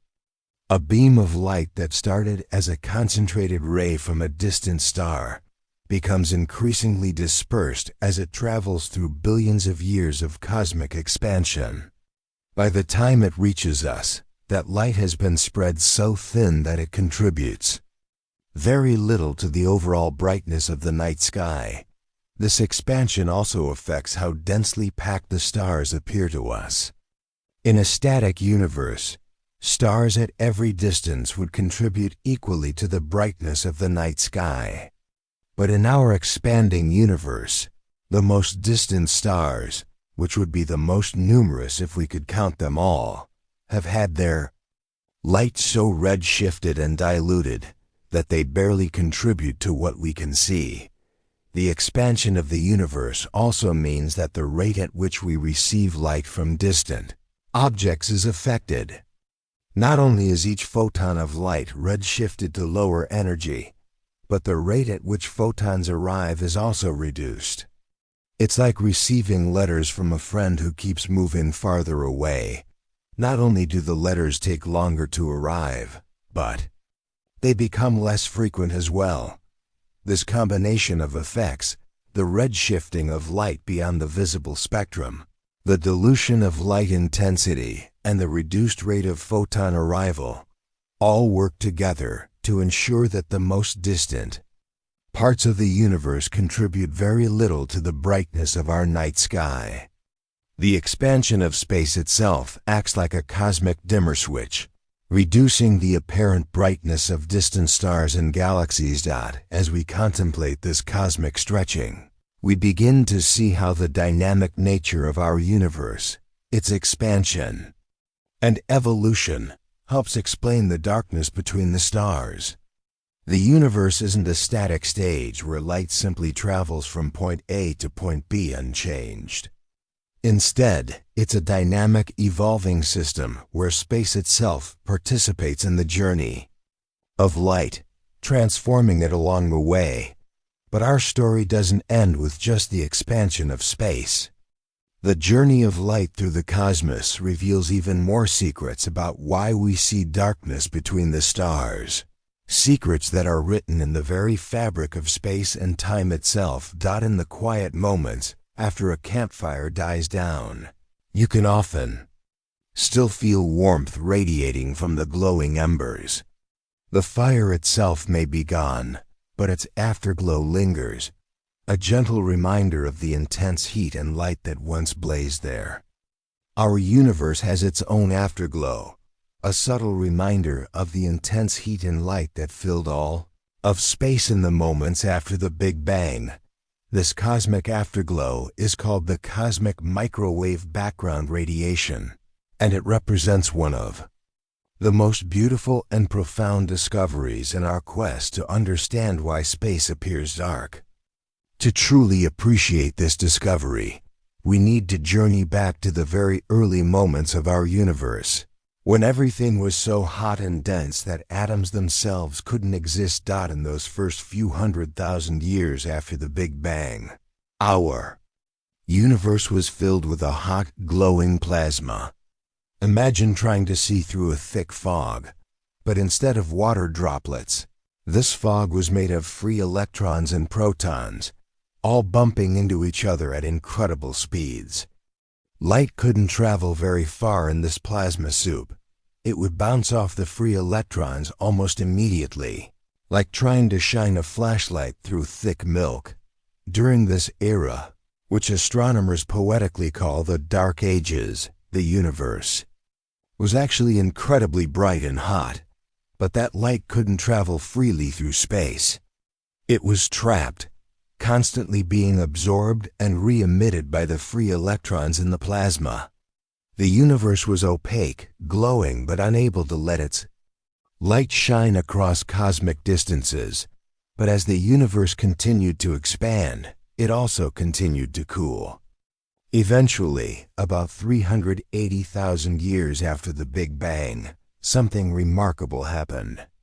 The universe cooled enough for electrons and protons to come together and form the first neutral hydrogen atoms.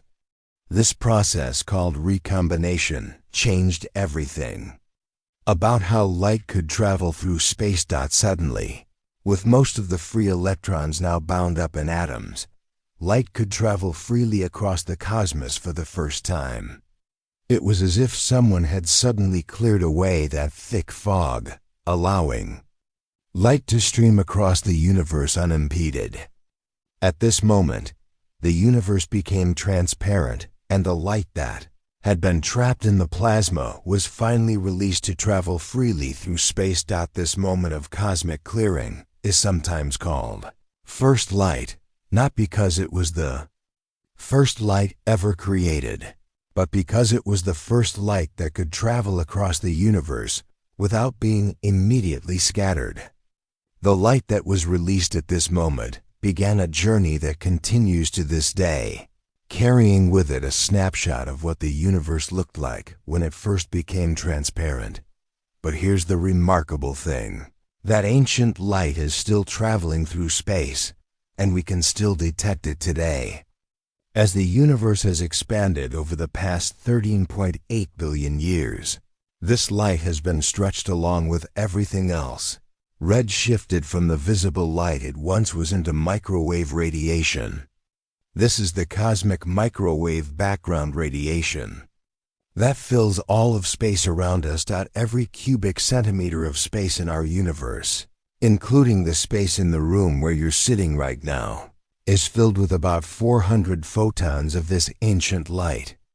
These photons have been traveling through space since the universe was only about 380,000 years old, carrying information about the cosmos from a time when the first atoms were just forming. The existence of this cosmic background radiation also tells us something important about the finite nature of our universe's history. This light represents the oldest light we can possibly see, light from the moment when the universe first became transparent. Beyond this boundary in time, we can't see anything at all, because light couldn't travel freely before recombination occurred. It's like trying to see through the walls of a house from the outside. No matter how powerful your telescope, you can't see what's happening inside because the walls are opaque. Similarly, no matter how powerful our telescopes become, we can never see the universe as it was before recombination because the plasma of that era was opaque to light. This cosmic afterglow also reveals something beautiful about the uniformity of the early universe. When scientists map the cosmic microwave background across the sky, they find that it's remarkably uniform in all directions. The tiny variations they do detect, differences of only about 1 part in 100,000, represent the seeds of structure that would eventually grow into galaxies and galaxy clusters. The cosmic microwave background radiation serves as both an explanation for some of the missing light in our universe and a reminder of the universe's finite age and dynamic history. It represents energy that's still there, still filling every corner of space, but stretched beyond our ability to see it with our eyes. As we reflect on this cosmic afterglow, we begin to see how the history of our universe is written in the very light that surrounds us. The darkness between the stars isn't empty. It's filled with ancient light that tells the story of cosmic evolution, stretched and transformed by billions of years of universal expansion. Imagine standing on the deck of a ship in the middle of the ocean. No matter which direction you look, you can see only so far before the curve of the earth blocks your view. That distant line where the sky meets the sea is called the horizon, and it represents the limit of how far you can see from your position. Our universe has a similar kind of horizon, but instead of being limited by the curve of the earth, we're limited by the finite speed of light and the finite age of the universe. This cosmic horizon is called the particle horizon, and it represents the farthest distance from which light has had time to reach us since the beginning of the universe. Just as you can't see beyond the Earth's horizon because light from those distant places can't reach you in a straight line, we can't see beyond our cosmic horizon because light from those distant places hasn't had enough time to reach us yet. The concept of this cosmic horizon provides another crucial piece of our puzzle about why space appears dark. Even if the universe were filled with an infinite number of stars, distributed uniformly throughout space, we could only see those stars that lie within our cosmic horizon. Stars beyond this boundary might as well not exist from our perspective, because their light is still traveling toward us through the vast distances of space. But our cosmic horizon isn't a fixed boundary, like the horizon on Earth. Because the universe is expanding, our horizon is constantly growing. Every second that passes, light from slightly more distant objects has time to reach us, gradually revealing new parts of the cosmos. It's as if we were on a ship where the Earth's horizon kept moving farther and farther away, revealing new sections of ocean. This expanding horizon means that the observable universe, the sphere of space from which light has had time to reach us, is constantly growing larger. Today, our observable universe has a radius of about 46.5 billion light-years. Wait, you might think, didn't we say earlier that the universe is only 13.8 billion years old? How can we see objects that are 46.5 billion light-years away? The answer lies in the expansion of space itself. While light from the most distant objects has been traveling toward us for 13.8 billion years, those objects have been carried away from us by the expansion of space during that time. An object whose light has been traveling toward us since shortly after the Big Bang might now be 46.5 billion light-years away, even though its light has only been traveling for 13.8 billion years. This expanding horizon effect contributes to the darkness between stars in a subtle but important way. At any given moment, there's a finite number of objects from which we can receive light. While this number is constantly growing as our horizon expands, it's still finite. In Heinrich Olbers' original formulation of the paradox, he assumed we could potentially see an infinite number of stars. But the reality of our cosmic horizon means that's not the case. The cosmic horizon also interacts with the expansion of the universe in other ways. As space expands, it's constantly carrying objects across our horizon and out of our ability to communicate with them. There's actually an even more restrictive boundary called the event horizon, beyond which objects are receding from us so fast due to cosmic expansion that light emitted from them today will never reach us. No matter how long we wait, think of this like trying to swim upstream in a river that's flowing faster than you can swim. No matter how hard you try, you'll never make progress against the current. Similarly, light from objects beyond our cosmic event horizon is fighting against the expansion of space. But the expansion is happening so fast that the light will never overcome it. This creates a kind of cosmic loneliness that becomes more pronounced as time passes. As the universe continues to expand and accelerate its expansion, more and more galaxies will cross beyond our event horizon and disappear from our ability to observe them.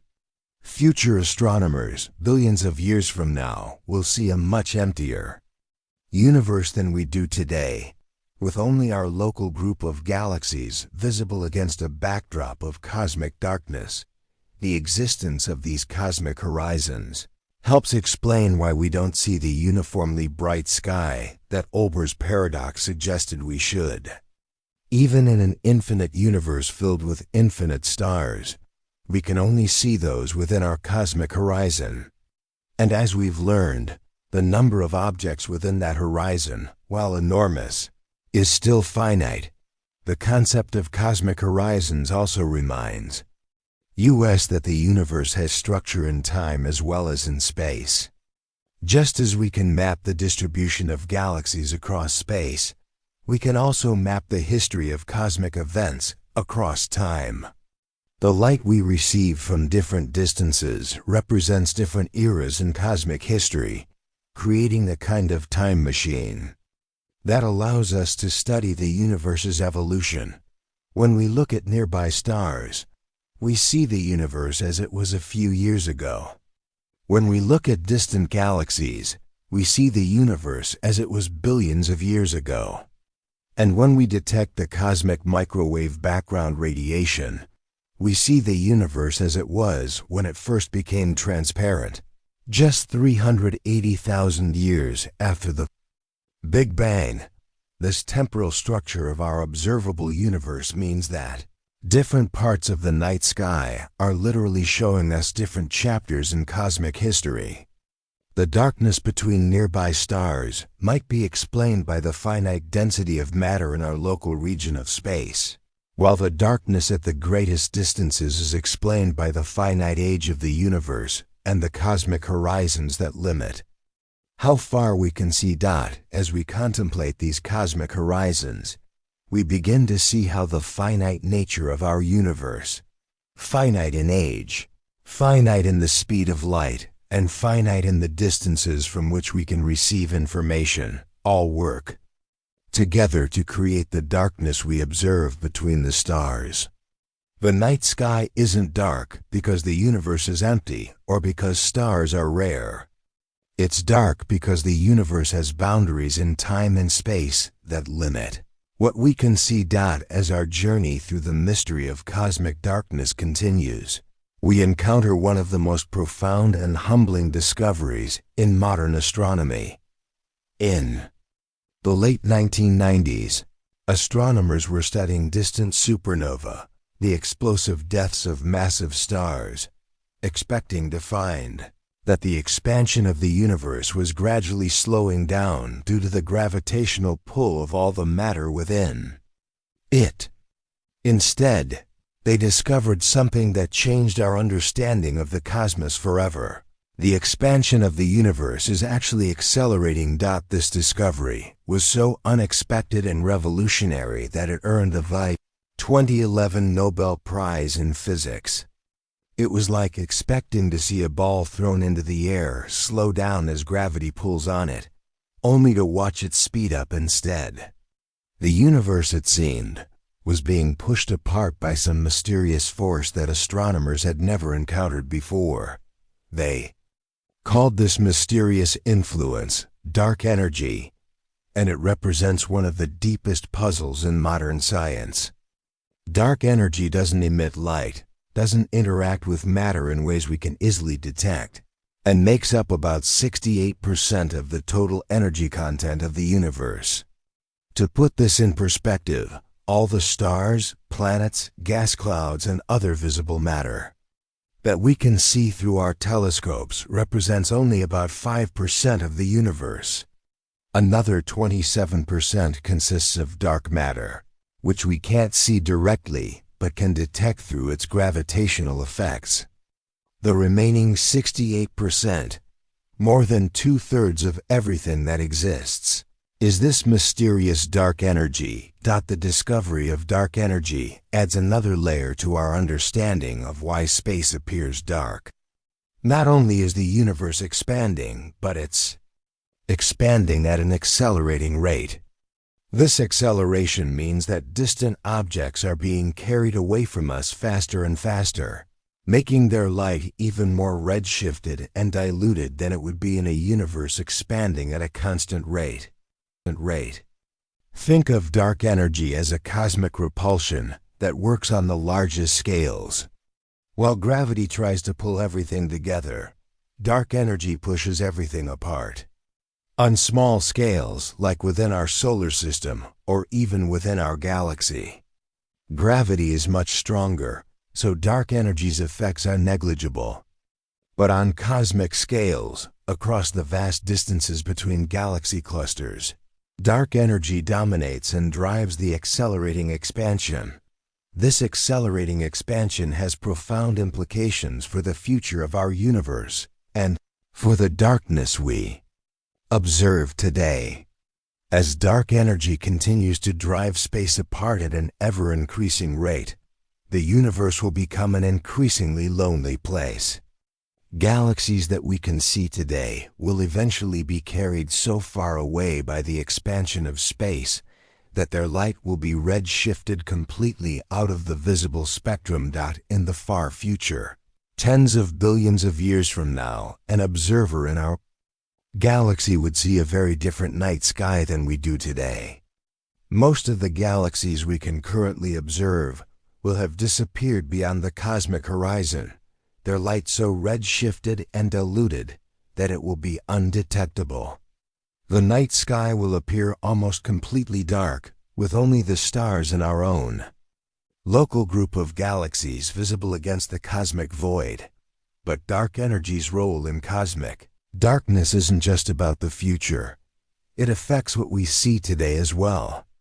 The accelerating expansion means that light from the most distant objects has been stretched and diluted even more than it would have been in a universe with constant expansion. The energy that should contribute to the brightness of the night sky has been spread out over larger and larger volumes of space, making it increasingly difficult to detect. The existence of dark energy also tells us something profound about the nature of space itself. Unlike matter and radiation, which become more diluted as space expands, dark energy appears to maintain a constant density. As the universe expands and creates more space, more dark energy appears to fill that space. It's as if space itself has an intrinsic energy that drives its own expansion. This constant density of dark energy means that its influence on cosmic expansion grows stronger over time. In the early universe, when matter and radiation were much denser, their gravitational effects dominated over dark energy. But as the universe expanded and matter became more diluted, dark energy's influence grew stronger. Today, we live in an era where dark energy dominates the expansion, and this dominance will only increase in the future. The mystery of dark energy reminds us how much we still don't understand about our universe. Despite decades of research and observation, we still don't know what dark energy actually is. It might be a property of space itself, a new kind of field that permeates the cosmos, or something even more exotic that challenges our current understanding of physics. Some theories suggest that dark energy might be related to the quantum properties of empty space itself. According to quantum mechanics, even empty space is filled with virtual particles that constantly appear and disappear. These quantum fluctuations might contribute to the energy density of space, driving cosmic expansion. However, when physicists try to calculate how much energy these quantum effects should contribute, they get an answer that's about 120 orders of magnitude larger than what we observe. One of the largest discrepancies between theory and observation. In all of science, other theories propose that dark energy might not be a constant force, but could change over time. If dark energy were to suddenly weaken or disappear, the expansion of the universe could slow down or even reverse, leading to a big crunch where all matter eventually collapses back together. Alternatively, if dark energy continues to strengthen, it could eventually overcome not just gravity on cosmic scales, but even the forces that hold atoms and molecules together, leading to a big rip where the universe tears itself apart. As we ponder the mystery of dark energy, we're reminded that the darkness between the stars reflects not just the finite age and size of our observable universe, but also the dynamic, evolving nature of space itself. The cosmic darkness we observe is shaped by forces we're only beginning to understand, operating on scales so vast and with effects so subtle that they challenge the very foundations of our scientific understanding. The story of dark energy also illustrates how our quest to understand why space appears dark has led us to some of the deepest questions in modern physics. What we began as a simple observation about the darkness of the night sky has evolved into investigations of the fundamental nature of space, time, energy, and the ultimate fate of the universe itself. As we continue our gentle journey through the cosmos, we arrive at one of the most remarkable discoveries in all of human history. Imagine, if you will, that everything you see around you, every star that twinkles in the night sky, every planet that orbits those distant suns, every galaxy that spirals through the vastness of space, represents only a tiny fraction of what actually exists.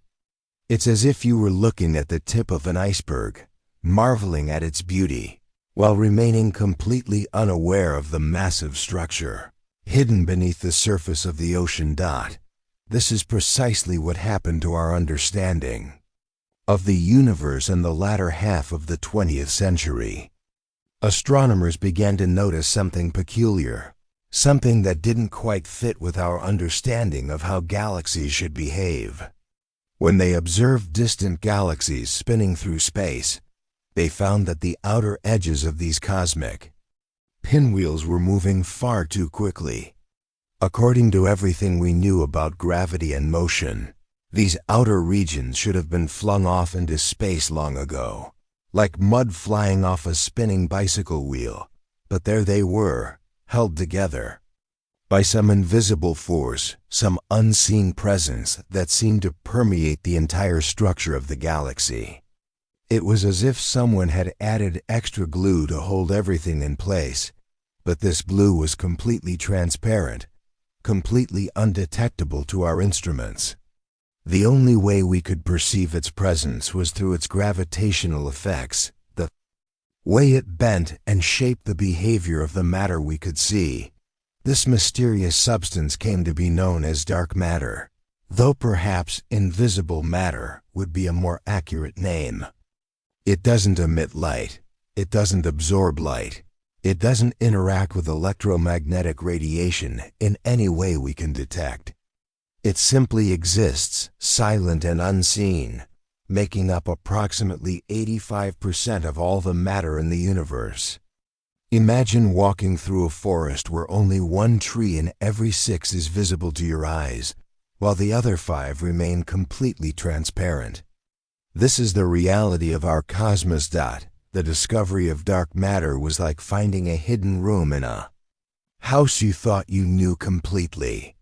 But as astronomers continued their investigations, they discovered something even more startling. Not only was most of the matter in the universe invisible, but the universe itself was behaving in ways that seemed to defy explanation. Instead of slowing down under the influence of gravity, as everyone expected, the expansion of the universe was actually speeding up. Picture a ball thrown into the air.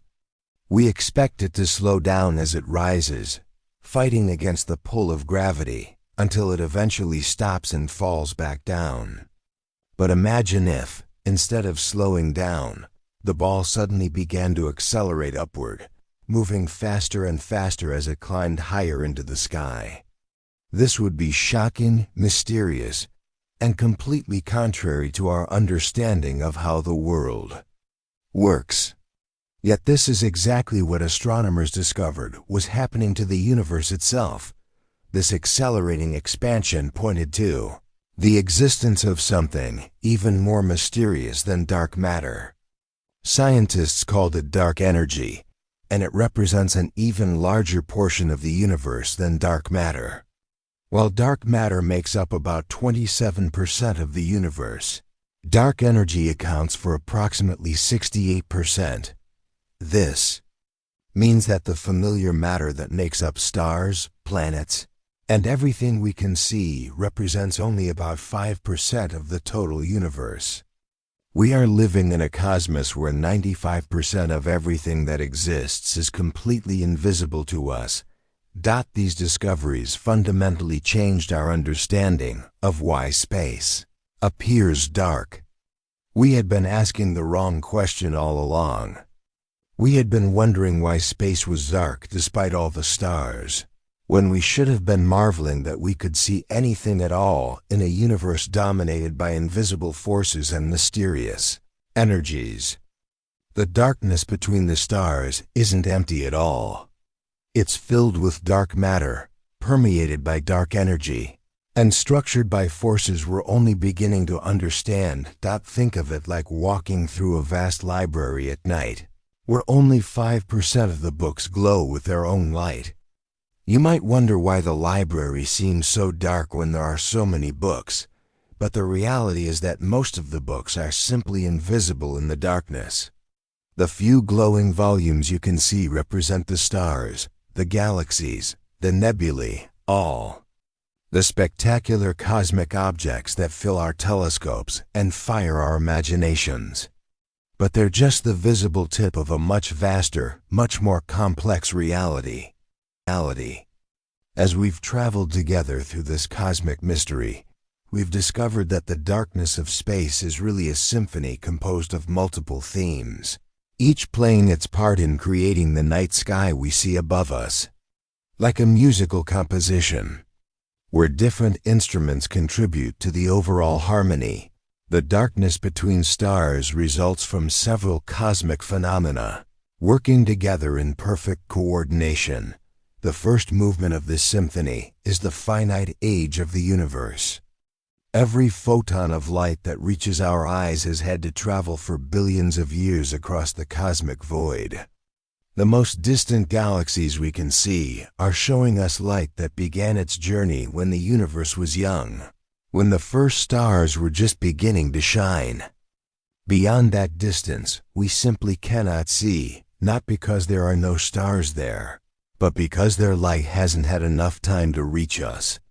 It's as if we're sitting in a vast concert hall, but the music from the most distant musicians hasn't had time to travel to our ears. The second movement is the expansion of the universe itself. As space stretches and grows, it carries the galaxies away from us, and this movement affects the light they emit. The expansion doesn't just increase the distance between us and distant stars.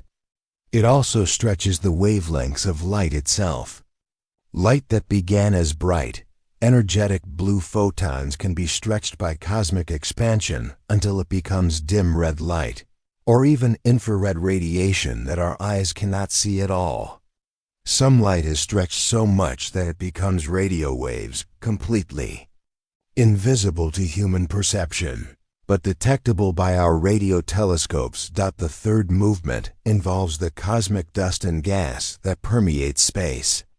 While individual regions of space might seem empty, the accumulated effect of countless tiny particles absorbs and scatters starlight across cosmic distances. It's like trying to see through a gentle morning mist. Up close, the mist seems nearly transparent, but when you try to see through miles of it, even distant mountains become invisible. The space between stars contains this cosmic mist, and it dims the light of distant suns, contributing to the overall darkness of the night sky. The fourth movement is perhaps the most profound, the fundamental structure of space and time itself. Einstein showed us that space isn't just an empty stage where cosmic events unfold, but an active participant in the drama. Space can bend, stretch, and curve. Time can slow down or speed up. The geometry of space-time itself influences how light travels through the universe, creating a complex interplay between matter, energy, and the very fabric of reality. When we combine all these effects, we begin to understand that the darkness of space isn't a failure or an absence, but rather a beautiful consequence of living in a dynamic, evolving, finite universe.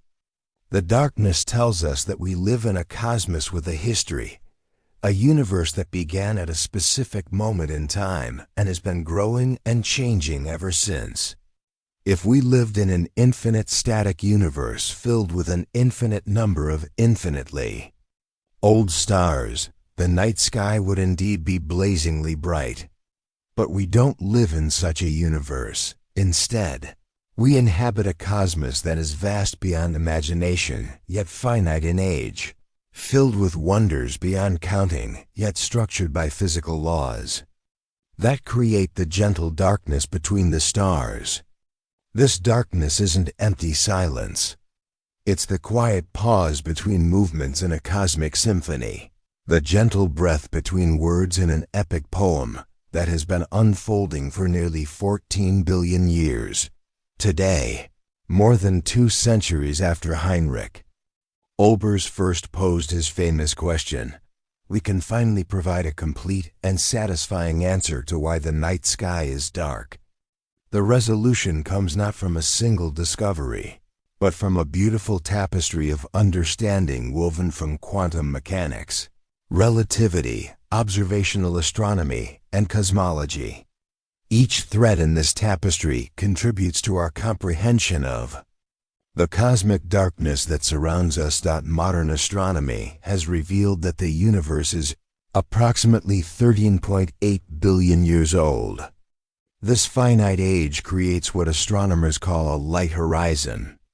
Beyond this horizon, we cannot see any stars or galaxies, not because they don't exist, but because their light hasn't had enough time to travel to us since the beginning of time itself. It's as if the universe has a built-in limitation on how far we can see, like standing in a vast field where your vision is limited by the curvature of the earth. This light horizon solves the classical version of Olbers Paradox completely. Even if the universe contained an infinite number of stars arranged uniformly throughout infinite space, we could only see those stars whose light has had time to reach us since the Big Bang.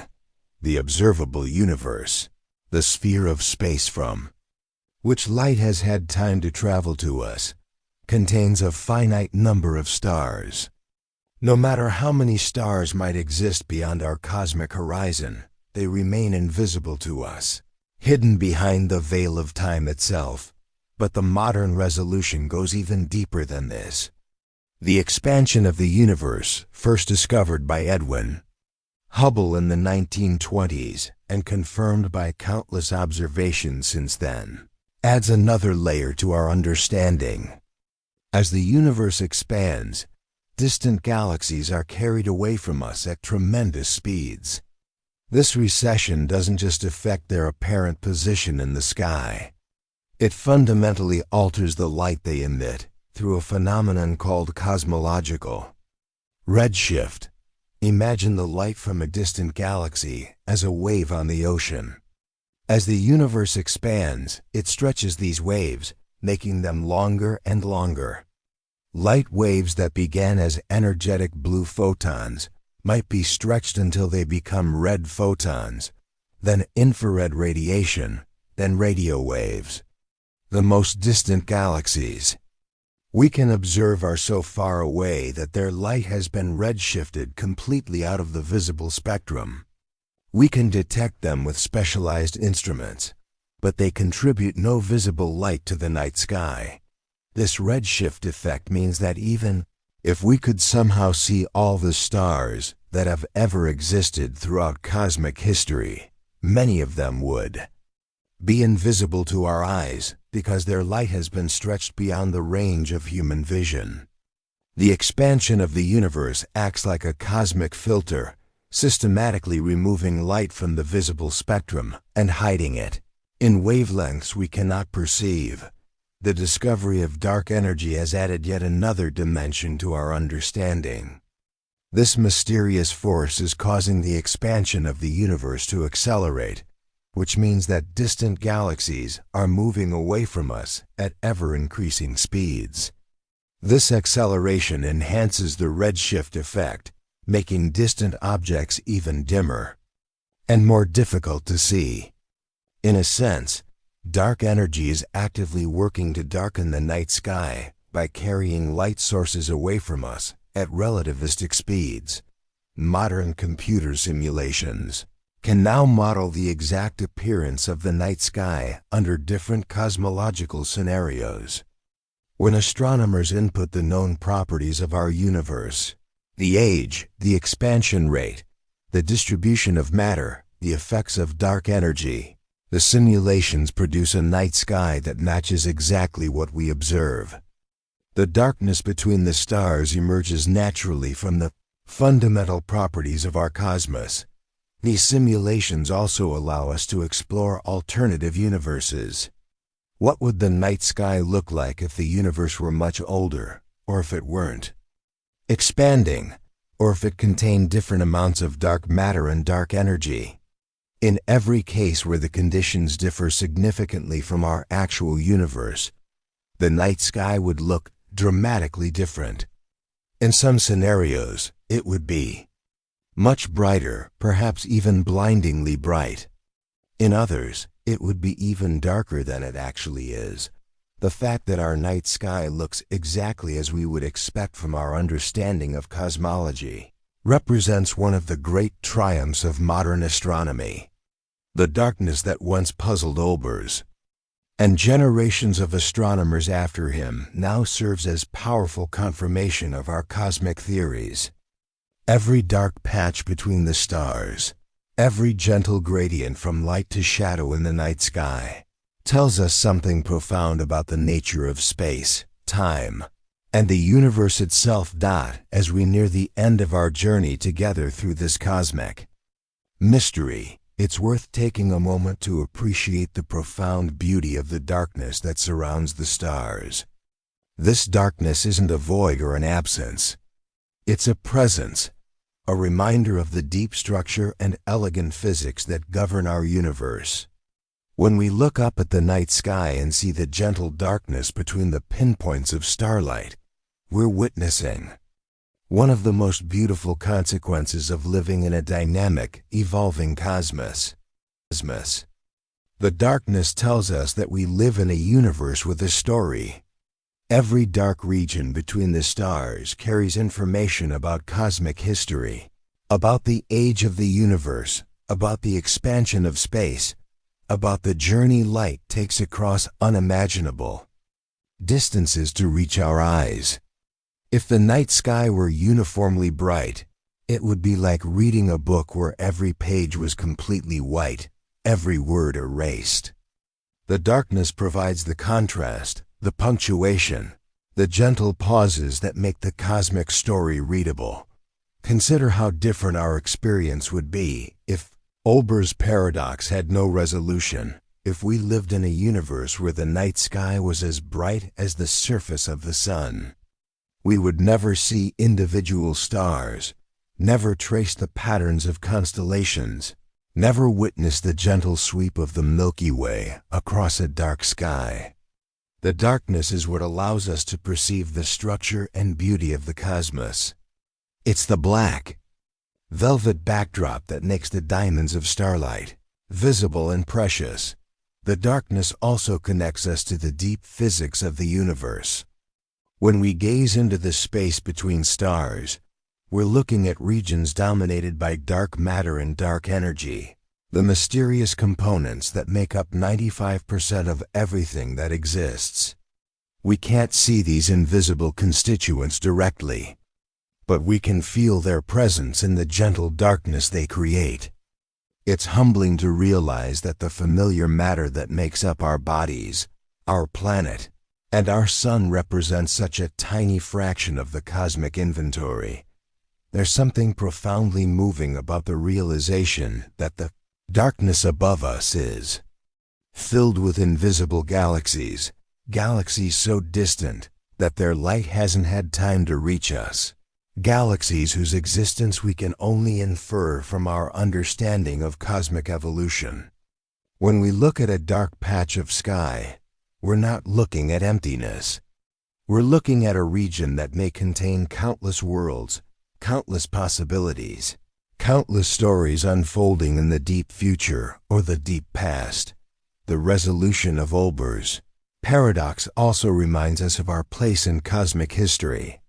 We live at a special time when the universe is old enough for complex structures like stars and planets to have formed, but young enough that we can still see the cosmic microwave background radiation from the Big Bang itself. We exist in an era when the night sky has just the right balance of light and darkness to be both beautiful and scientifically informative. In the far future, as the universe continues to expand and age, the night sky will gradually grow darker. The cosmic expansion will carry distant galaxies beyond our ability to see them, and eventually, even nearby galaxies will fade from view. Our own Milky Way will become increasingly isolated in an ocean of darkness that grows deeper with each passing eon. But we are fortunate to live in this cosmic moment, when the darkness and light of the night sky are perfectly balanced to reveal the deep structure of the universe. The darkness between the stars also represents possibility and mystery.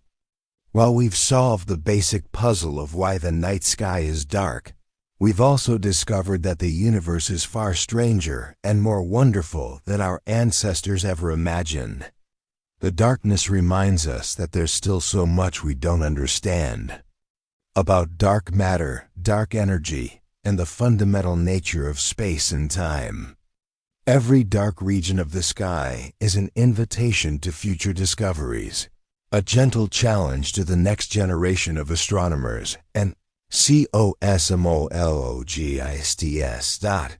As we stand together at the conclusion of our exploration into why space appears dark despite being filled with countless stars, it's worth reflecting on the remarkable journey of human understanding that brought us to this point.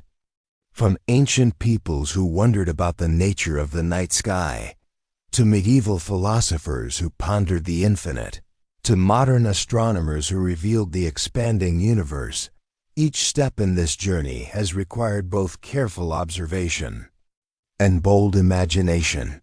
The story of Olbers Paradox is really the story of how scientific understanding evolves.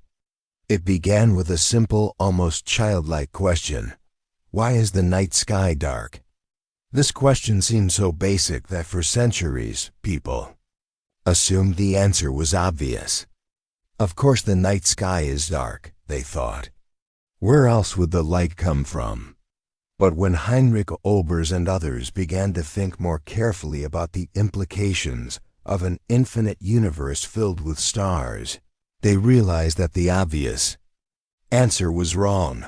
This pattern repeats throughout the history of science. Questions that seem to have obvious answers often turn out to be the most profound and challenging. Why do objects fall toward the Earth? Why do the planets move in elliptical orbits? Why is the speed of light constant? Each of these seemingly simple questions opened up entire new realms of understanding, revealing layers of complexity and beauty that were invisible from the surface. The resolution of Olbers Paradox required discoveries that wouldn't be made. For more than a century after the paradox was first formulated, Olbers himself could never have imagined that the answer would involve the expansion of space, the finite age of the cosmos, the existence of dark matter and dark energy, and the subtle effects of cosmic evolution on the propagation of light. The tools needed to solve the paradox, from powerful telescopes to sophisticated theories of space-time, didn't exist in Olbers' time. This reminds us that some of the deepest questions about the universe may only be answerable by future generations, equipped with knowledge and instruments we can barely imagine today. The questions we're asking now about the nature of consciousness, the possibility of life elsewhere in the universe, the ultimate fate of the cosmos, may require conceptual breakthroughs that won't occur for decades or centuries. Yet there's something deeply satisfying about the fact that we can now provide a complete answer to Olbers' question. The darkness of the night sky, which once seemed mysterious and inexplicable, now serves as beautiful confirmation of our understanding of cosmic evolution. Every time we look up at the stars and notice the gentle darkness between them, we're witnessing the effects of the Big Bang, the expansion of space, the finite speed of light, and the deep structure of space-time itself. The paradox also illustrates the importance of asking the right questions. For centuries, people asked why space was empty between the stars, assuming that emptiness was the natural state. But space isn't empty at all. It's filled with dark matter, permeated by dark energy, structured by gravitational fields, and alive with electromagnetic radiation across the entire spectrum. The darkness we see is not absence, but presence. Not void but fullness beyond our ability to perceive directly. This shift in perspective, from seeing darkness as emptiness to understanding darkness as invisible fullness, represents one of the great conceptual revolutions in human thought. It's similar to the shift from thinking of space and time as fixed and absolute, to understanding them as relative and dynamic, or from thinking of matter and energy as separate entities to recognizing them as different aspects of the same underlying reality. The journey from Olbers' Paradox to modern cosmology also demonstrates the cumulative nature of scientific knowledge. Each generation of scientists builds upon the work of those who came before, adding new observations, developing new theories, creating new tools for exploration. Olbers built upon the work of earlier astronomers. Einstein built upon the work of Newton. Hubble built upon the work of earlier observers. Modern cosmology represents the collective achievement of thousands of scientists, working across centuries to understand our place in the universe. Perhaps most importantly, the resolution of Olbers' Paradox reminds us that the universe is under no obligation to conform to our intuitions or expectations. The cosmos is stranger, more beautiful, and more complex than any human mind could have imagined. The darkness between the stars isn't a bug in the cosmic design. It's a feature, a beautiful consequence of living in a universe that began with the Big Bang and has been evolving ever since. As we conclude our gentle exploration of this cosmic mystery, we're left with a sense of wonder at the elegance of the universe's design. The same physical laws that govern the fall of an apple from a tree also determine why we can see the stars against a dark sky. The same cosmic processes that form the elements in our bodies also created the conditions that allow us to peer deep into space and time. We are not separate from the universe we study. We are part of it, temporary arrangements of matter and energy that have become conscious enough to ask questions about our cosmic home. The darkness between the stars is a reminder of our connection to the cosmos, a gentle invitation to continue exploring, questioning, and marveling at the universe that brought us into being. When we look up at the night sky, we're not just seeing distant suns. We're looking back through time, witnessing the history of the universe, and participating in the ongoing human quest to understand our place among the stars. Thank you for staying with me through this peaceful journey into why space appears dark, despite being filled with countless stars. I hope this exploration has given you a new appreciation for the gentle darkness above us, and perhaps inspired you to look up at the night sky with fresh eyes, seeing not emptiness but the beautiful consequence of living in a finite, expanding, evolving universe. The darkness between the stars isn't a mystery to be solved, but a story to be read, written in the language of physics across the vast canvas of space and time. Sweet dreams, fellow travelers, and may your own journey of discovery continue to unfold among the stars.